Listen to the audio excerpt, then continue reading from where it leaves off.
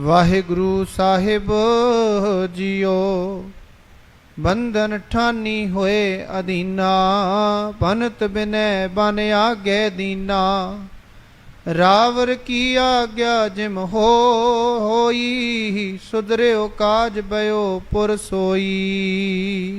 वाहिगुरु जी का खालसा वाहिगुरु जी की फतेह। गरीब नवाज सतगुरु चवर छत्र तख दे मालिक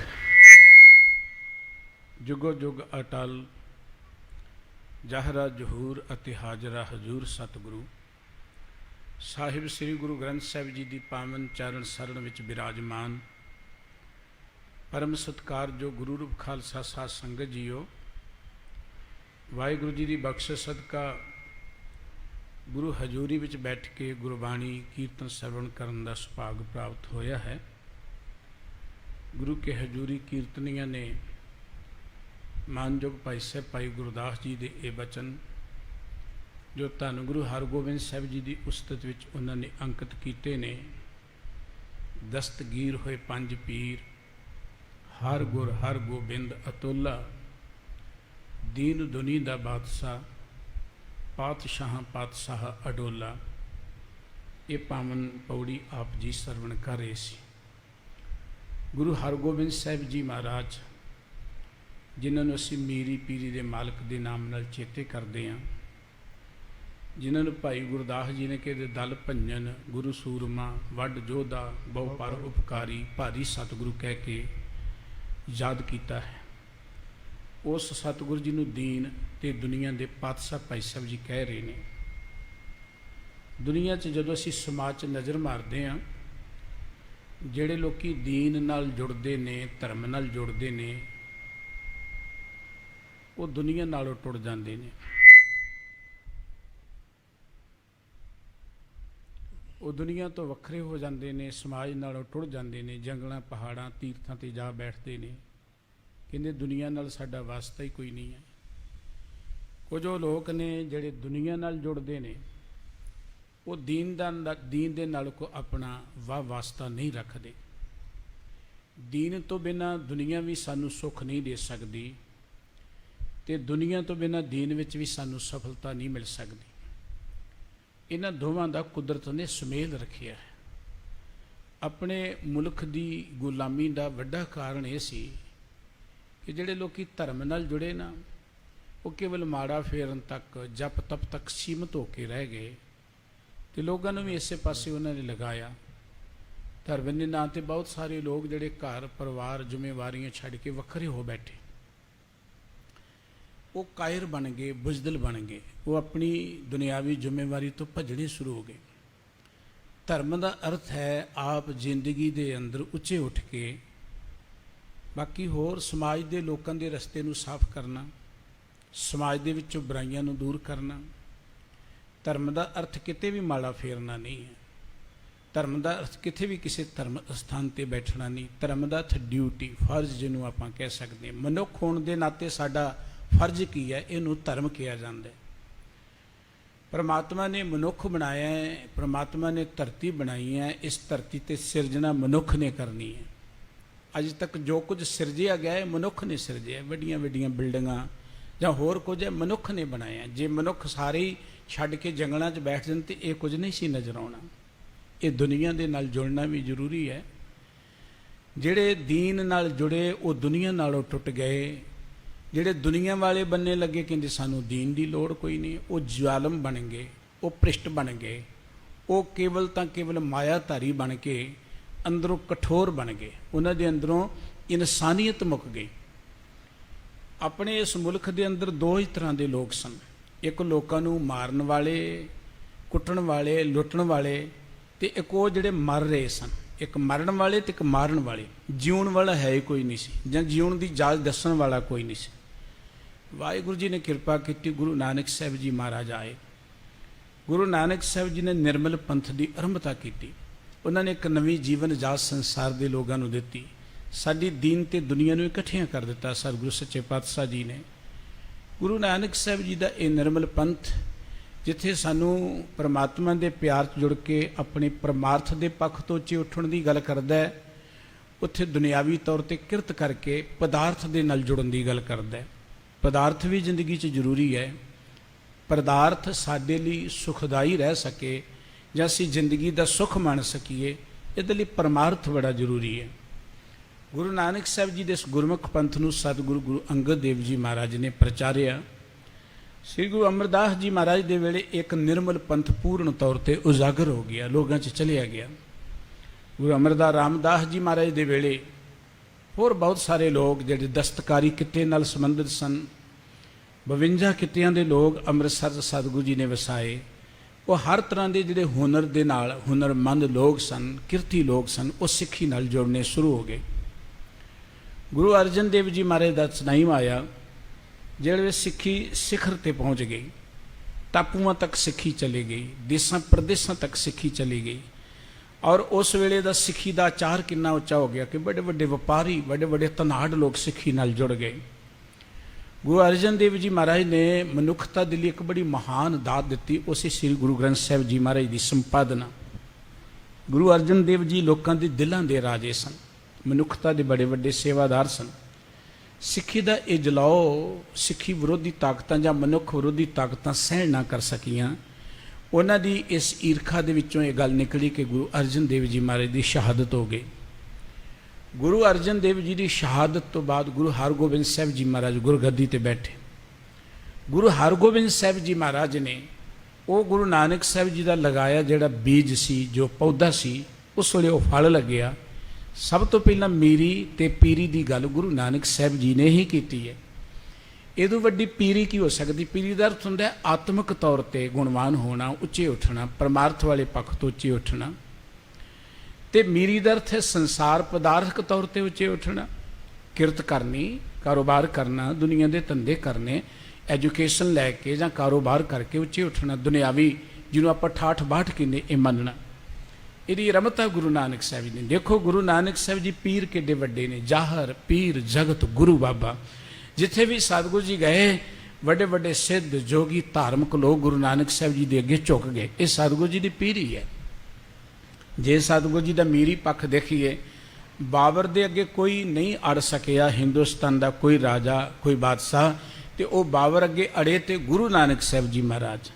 ਉੱਥੇ ਕੋਈ ਪੀਰ ਵੀ ਨਹੀਂ ਅੜਿਆ ਆ ਕੇ, ਉੱਥੇ ਕੋਈ ਮੀਰ ਹੀ ਅੜ ਸਕਦਾ ਸੀ, ਕੋਈ ਸੂਰਮਾ ਹੀ ਅੜ ਸਕਦਾ ਹੈ। ਉਹ ਸੂਰਮੇ ਸਨ ਸਤਿਗੁਰੂ ਸਾਹਿਬ ਸ੍ਰੀ ਗੁਰੂ ਨਾਨਕ ਦੇਵ ਜੀ ਮਹਾਰਾਜ। ਇਹ ਸਤਿਗੁਰੂ ਜੀ ਦੀ ਮੇਰੀ ਹੈ ਕਿ ਬਾਦਸ਼ਾਹ ਦੇ ਨਾਲ ਵੀ ਸਤਿਗੁਰੂ ਜੀ ਨੇ ਟੱਕਰ ਲਈ। ਜ਼ਰੂਰੀ ਨਹੀਂ ਹੈ ਕਿ ਬਾਦਸ਼ਾਹ ਦੇ ਨਾਲ ਟੱਕਰ ਲੈਣ ਲਈ ਤੁਹਾਡੇ ਕੋਲ ਫੌਜ ਹੀ ਹੋਣੀ ਚਾਹੀਦੀ ਹੈ ਜਾਂ ਹਥਿਆਰ ਹੋਣੇ ਚਾਹੀਦੇ ਨੇ। ਬਾਦਸ਼ਾਹ ਦੇ ਨਾਲ ਟੱਕਰ ਲੈਣ ਦੇ ਲਈ ਤੁਹਾਡੇ ਅੰਦਰ ਇੱਕ ਜਾਗਦੀ ਜ਼ਮੀਰ ਹੋਣੀ ਚਾਹੀਦੀ ਹੈ, ਜ਼ੁਰਤ ਹੋਣੀ ਚਾਹੀਦੀ, ਅਣਖ ਹੋਣੀ ਚਾਹੀਦੀ ਹੈ, ਤੁਹਾਡੀ ਇੱਕ ਸੈਲਫ ਰਿਸਪੈਕਟ ਜਿਹਨੂੰ ਆਪਾਂ ਗੈਰਤ ਹੋਣੀ ਚਾਹੀਦੀ ਹੈ। ਉਹ ਗੁਰੂ ਨਾਨਕ ਸਾਹਿਬ ਜੀ ਵਿੱਚ ਸੀ। ਉਹੀ ਸਤਿਗੁਰੂ ਜੀ ਨੇ ਆਪਣੇ ਸਿੱਖਾਂ ਨੂੰ ਦਿੱਤੀ ਹੈ, ਲੋਕਾਂ ਨੂੰ ਦਿੱਤੀ ਹੈ। ਗੁਰੂ ਹਰਗੋਬਿੰਦ ਸਾਹਿਬ ਜੀ ਮਹਾਰਾਜ ਨੂੰ ਅਸੀਂ ਮੀਰੀ ਤੇ ਪੀਰੀ ਦੇ ਮਾਲਕ ਕਹਿੰਦੇ ਹਾਂ। ਗੁਰੂ ਹਰਗੋਬਿੰਦ ਸਾਹਿਬ ਜੀ ਮਹਾਰਾਜ ਦਾ ਉਹ ਟਾਈਮ ਸੀ ਜਦੋਂ ਸਿੱਖ ਆਚਾਰ ਤੌਰ ਤੇ ਇੰਨਾ ਉੱਚਾ ਉੱਠ ਗਿਆ। ਸਤਿਗੁਰੂ ਜੀ ਨੇ ਸਿੱਖ ਦੀ ਇੱਕ ਇਹੋ ਜਿਹੀ ਘਾੜਤ ਕੱਢ ਦਿੱਤੀ। ਦੇਖੋ ਅੱਜ ਵੀ ਅਸੀਂ ਉਸ ਘਾੜਤ ਤੋਂ ਅਜੇ ਅਵੇਸਲੇ ਹਾਂ, ਉਸ ਪੱਖ ਤੋਂ ਦੂਰ ਚਲੇ ਗਏ ਹਾਂ। ਅਸੀਂ ਕਹਿੰਦੇ ਬਿਜ਼ਨਸ ਕਰਦੇ, ਬਿਜ਼ਨਸ ਹੀ ਸਾਡਾ ਕੰਮ ਹੈ। ਅਸੀਂ ਕਹਿੰਦੇ ਜੇ ਖੇਤੀਬਾੜੀ ਕਰਦੇ ਜੀ ਆਪਾਂ ਤਾਂ ਖੇਤੀਬਾੜੀ ਕਰ ਸਕਦੇ, ਹੋਰ ਕੁਝ ਨਹੀਂ ਕਰ ਸਕਦੇ। ਜੇ ਮੇਰੇ ਵਰਗਾ ਕੋਈ ਧਾਰਮਿਕ ਲਾਈਨ 'ਚ ਲੱਗ ਗਿਆ, ਮੈਂ ਕਥਾ ਕਰਦਾ ਜੀ, ਕਥਾ ਹੀ ਕਰ ਸਕਦਾ, ਹੋਰ ਨਹੀਂ ਕੁਝ ਕਰ। ਜੇ ਕੋਈ ਕਰਨ ਵੀ ਲੱਗ ਜਾਏ ਨਾ ਤੇ ਦੁਨੀਆ ਕਹਿੰਦੀ ਲੈ ਇਹ ਕਥਾ ਬਾਚ ਕੇ ਦੁਕਾਨ ਲਾਈ ਬੈਠਾ ਕੋਈ, ਇਹ ਤੇ ਵਪਾਰੀ ਬਣ ਗਿਆ, ਇਹ ਤੇ ਮਾਇਆਧਾਰੀ ਬਣ ਗਿਆ। ਜੇ ਕੋਈ ਹੋਰ ਕੋਈ ਕਾਰ ਵਿਹਾਰ ਵਾਲਾ ਬੰਦਾ ਧਰਮ ਦੀ ਗੱਲ ਕਰੇ ਲਓ ਜੀ ਇਹ ਤੇ ਸਾਧ ਹੀ ਬਣ ਗਿਆ। ਇਹ ਸਾਡੀ ਸੋਚ ਹੈ। ਲੇਕਿਨ ਗੁਰੂ ਸਾਹਿਬ ਜੀ ਨੇ ਕਿਹੋ ਜਿਹੀ ਘਾੜਤ ਕੜੀ ਸਿੱਖਾਂ ਦੀ। ਗੁਰੂ ਹਰਗੋਬਿੰਦ ਸਾਹਿਬ ਜੀ ਦੇ ਵੇਲੇ ਸਿੱਖ ਕਿੱਥੇ ਪਹੁੰਚ ਗਿਆ ਸੀ, ਜਾਂ ਸਿੱਖ ਦਾ ਇੱਕ ਆਚਾਰ ਕਿਹੋ ਜਿਹਾ ਬਣ ਗਿਆ ਸੀ। ਬੜੀਆਂ ਸੋਹਣੀਆਂ ਉਦਾਹਰਨਾਂ ਨੇ। ਜੇ ਭਾਈ ਗੁਰਦਾਸ ਸਾਹਿਬ ਜੀ ਮਹਾਨ ਵਿਦਵਾਨ ਨੇ, ਉਹਨਾਂ ਦੀ ਵਿਦਵਤਾ ਪੜ੍ਹਨੀ, ਉਹਨਾਂ ਦੇ ਕਵਿਤ ਪੜ੍ਹੋ, ਉਹਨਾਂ ਦੇ ਸੋਈਏ ਪੜ੍ਹੋ, ਉਹਨਾਂ ਦੀਆਂ ਵਾਰਾਂ ਪੜ੍ਹੋ। ਸਿੱਖੀ ਨੂੰ ਸਮਝਣਾ ਹੈ, ਗੁਰੂ ਭਗਤੀ ਨੂੰ ਸਮਝਣਾ ਹੈ, ਤੇ ਭਾਈ ਗੁਰਦਾਸ ਜੀ ਦੀਆਂ ਵਾਰਾਂ ਪੜ੍ਹੋਗੇ ਤੇ ਤੁਹਾਨੂੰ ਪਤਾ ਲੱਗੇਗਾ। ਇਵੇਂ ਕਹਿ ਲਓ ਕਿ ਵਿਆਖਿਆ ਹੈ ਗੁਰਮਤਿ ਦੀ ਭਾਈ ਗੁਰਦਾਸ ਜੀ ਦੀ ਰਚਨਾ ਦੇ ਅੰਦਰ। ਉਹ ਭਾਈ ਗੁਰਦਾਸ ਜੀ ਕੋ ਇਕੱਲੇ ਸਿੱਖੀ ਦੇ ਵਿਦਵਾਨ ਹੀ ਨਹੀਂ ਸਨ। ਭਾਈ ਗੁਰਦਾਸ ਜੀ ਮਹਾਨ ਸਿੱਖ ਸਨ। ਉਹਨਾਂ ਸਿੱਖੀ ਨੂੰ ਸਮਝਿਆ ਤੇ ਉਹਨਾਂ ਸਿੱਖੀ ਨੂੰ ਲੋਕਾਂ ਤੱਕ ਪਹੁੰਚਾਇਆ। ਉਹ ਭਾਈ ਗੁਰਦਾਸ ਜੀ ਮਹਾਨ ਵਿਦਵਾਨ ਨੇ। ਉਹ ਭਾਈ ਗੁਰਦਾਸ ਜੀ ਨੂੰ ਲੋੜ ਪਈ ਤੇ ਸਤਿਗੁਰੂ ਜੀ ਨੇ ਕਾਬਲ 'ਚ ਘੋੜਿਆਂ ਦਾ ਵਪਾਰ ਕਰਨ ਲਈ ਭੇਜ ਦਿੱਤਾ। ਇੱਕ ਵਿਦਵਾਨ ਵਪਾਰੀ ਵੀ ਬਣ ਸਕਦਾ ਹੈ, ਇਹ ਆਚਾਰ ਸੀ ਸਿੱਖ ਦਾ। ਭਾਈ ਬਿਧੀ ਚੰਦ ਜੀ ਮਹਾਨ ਯੋਧੇ ਨੇ। ਜੇ ਲੋੜ ਪਈ ਸਤਿਗੁਰੂ ਜੀ ਨੇ ਯੂਪੀ ਦੇ ਇਲਾਕੇ 'ਚ ਉਹਨਾਂ ਨੂੰ ਸਿੱਖੀ ਦੇ ਪ੍ਰਚਾਰ ਲਈ ਭੇਜ ਦਿੱਤਾ। ਇਹ ਨਹੀਂ ਕਿ ਸਿੱਖ ਲੜਾਈਆਂ ਹੀ ਲੜਦਾ, ਉਹ ਸਿੱਖੀ ਦਾ ਵੱਡਾ ਪ੍ਰਚਾਰਕ ਵੀ ਹੋ ਸਕਦਾ ਹੈ। ਸਿੱਖੀ ਦਾ ਆਚਾਰ ਕਿੱਡਾ ਵੱਡਾ ਸੀ। ਜੇ ਅਸੀਂ ਦੇਖਦੇ ਹਾਂ ਕਿ ਗੁਰੂ ਗ੍ਰੰਥ ਸਾਹਿਬ ਜੀ 'ਚ ਭੱਟਾਂ ਦੇ ਸਵਈਏ ਨੇ, ਇਹ ਭੱਟ ਬ੍ਰਾਹਮਣ ਕੁਲ ਦੇ ਨਾਲ ਸੰਬੰਧ ਰੱਖਦੇ ਸਨ, ਬੜੇ ਵਿਦਵਾਨ ਜਗਿਆਸੂ ਉੱਚੀਆਂ ਆਤਮਾ ਵਾਲੇ ਸਨ। ਗੁਰੂ ਕੀ ਹਜ਼ੂਰੀ 'ਚ ਆਏ, ਗੁਰੂ ਕੀ ਉਸਤਤ ਤੇ ਇਹਨਾਂ ਨੇ ਜੋ ਬਚਨ ਉਚਾਰਨ ਕੀਤੇ ਉਹ ਗੁਰੂ ਗ੍ਰੰਥ ਸਾਹਿਬ ਜੀ ਵਿੱਚ ਅੰਕਿਤ ਨੇ। ਭੱਟ ਕੱਲੇ ਕੋ ਬ੍ਰਾਹਮਣ ਹੀ ਨਹੀਂ ਸਨ ਜਾਂ ਕੱਲੇ ਕੋ ਵਿਦਵਾਨ ਹੀ ਨਹੀਂ ਸਨ। ਜੇ ਲੋੜ ਪਈ ਤੇ ਮੈਦਾਨੇ ਜੰਗ ਅੰਦਰ ਸ਼ਹਾਦਤ ਵੀ ਪ੍ਰਾਪਤ ਕੀਤੀ। ਅੰਮ੍ਰਿਤਸਰ ਦੀ ਜੰਗ ਤੇ ਹਰਗੋਬਿੰਦਪੁਰ ਦੀ ਜੰਗ ਅੰਦਰ ਭੱਟ ਕੀਰਤ ਤੇ ਭੱਟ ਮਥਰਾ ਇਹ ਲੜਦੇ ਹੋਏ ਸ਼ਹੀਦ ਹੋਏ ਨੇ। ਭਾਈ ਬਾਬਕ ਬੜਾ ਵੱਡਾ ਸੂਰਮਾ ਸੀ। ਸਤਿਗੁਰੂ ਜੀ ਦੇ ਵੇਲੇ ਸਿੱਖ ਇਹੋ ਜਿਹੀ ਸੀ, ਜੇ ਉਹ ਰਾਗੀ ਹੈ ਤੇ ਮੈਦਾਨੀ ਜੰਗ 'ਚੋਂ ਸੂਰਮਾ ਹੈ, ਜੇ ਉਹ ਵਿਦਵਾਨ ਹੈ ਤੇ ਉਹ ਵਪਾਰ ਕਰਨ ਲਈ ਵੱਡਾ ਵੱਡਾ ਘੋੜਿਆਂ ਦਾ ਵਪਾਰ ਕੋਈ ਮਾਮੂਲੀ ਗੱਲ ਨਹੀਂ ਹੈ ਕਾਬਲ ਦੀ ਧਰਤੀ ਤੇ ਜਾ ਕੇ ਕਰਨਾ, ਉਹ ਵਪਾਰੀ ਵੀ ਬਣ ਸਕਦਾ ਹੈ। ਜੇ ਉਹ ਸੂਰਮਾ ਹੈ ਤੇ ਸਿੱਖੀ ਦਾ ਪ੍ਰਚਾਰਕ ਵੀ ਬਣ ਸਕਦਾ ਹੈ। ਗੁਰੂ ਸਾਹਿਬ ਜੀ ਸਾਨੂੰ ਦੀਨ ਦੁਨੀਆ ਦੇ ਸਾਡੇ ਮਾਲਕ ਸਨ। ਦੁਨੀਆ 'ਚ ਕਿਵੇਂ ਰਹਿਣਾ ਹੈ, ਦੁਨੀਆ ਤੋਂ ਟੁੱਟ ਕੇ ਅਸੀਂ ਜਿਉ ਨਹੀਂ ਸਕਦੇ, ਦੁਨੀਆ ਜ਼ਰੂਰੀ ਹੈ। ਗੁਰਸਿੱਖ ਨੂੰ ਸਤਿਗੁਰੂ ਜੀ ਨੇ ਕਿ ਉਦਮ ਕਰੇਂਦਿਆਂ ਜਿਉ ਤੂੰ ਕਮਾਵੰਦਿਆਂ ਸੁਖ ਵਿੱਚ। ਪੈਸੇ ਕਮਾਉਣਾ ਕੋਈ ਮਿਹਣਾ ਨਹੀਂ ਹੈ, ਵੱਡੇ ਘਰ ਹੋਣਾ ਕੋਈ ਮਿਹਣਾ ਨਹੀਂ ਹੈ, ਕੋਈ ਇਹ ਗਲਤ ਕੰਮ ਨਹੀਂ ਹੈ। ਕੋਲ ਧਨ ਹੋਣਾ ਕੋਈ ਮਾੜੀ ਗੱਲ ਨਹੀਂ ਹੈ, ਵੱਡੀਆਂ ਗੱਡੀਆਂ ਕਾਰਾਂ ਹੋਣਾ ਕੋਈ ਮਾੜੀ ਗੱਲ ਨਹੀਂ। ਉਹ ਲੋਕ ਗੁਰਮਤਿ ਫਿਲਾਸਫੀ ਨੂੰ ਜਾਣਦੇ ਨਹੀਂ ਜਿਹੜੇ ਕਹਿੰਦੇ ਤੁਸੀਂ ਸੋਨਾ ਨਾ ਪਾਓ, ਜੇ ਨਾ ਕਰੋ, ਉਹਨਾਂ ਨੂੰ ਗੁਰਮਤਿ ਦਾ ਪਤਾ ਹੀ ਨਹੀਂ ਹੈ। ਸਾਡੇ ਸਤਿਗੁਰੂ ਜੀ ਦੇ ਮੰਦਰ ਸੋਨੇ ਦੇ, ਅਸੀਂ ਸੋਨਾ ਕਿਉਂ ਨਾ ਪਾਈਏ?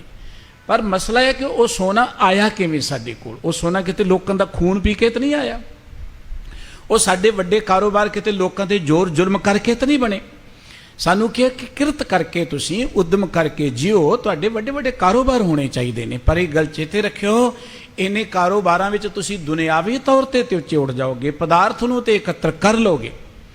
ਪਰ ਜੇ ਤੁਸੀਂ ਚਾਹੁੰਦੇ ਕਿ ਸਭ ਕੁਝ ਹੁੰਦਿਆਂ ਅਸੀਂ ਆਨੰਦ ਮਾਣਨਾ, ਚਿੰਤਾ ਕੋਈ ਨਹੀਂ ਹੋਣੀ ਚਾਹੀਦੀ, ਫਿਰ ਸਤਿਗੁਰੂ ਜੀ ਕਹਿੰਦੇ ਧਿਆਏ ਦਿਆਂ ਤੂੰ ਪ੍ਰਭੂ ਮਿਲ ਨਾਨਕ ਉਤਰੀ ਚਿੰਤ। ਤੁਸੀਂ ਦੀਨ ਦੇ ਨਾਲ ਜ਼ਰੂਰ ਜੁੜੋ, ਪਰਮਾਤਮਾ ਦੀ ਬੰਦਗੀ ਕਰੋ, ਪਰਮਾਰਥ ਨਾਲੋਂ ਟੁੱਟੋ ਨਾ।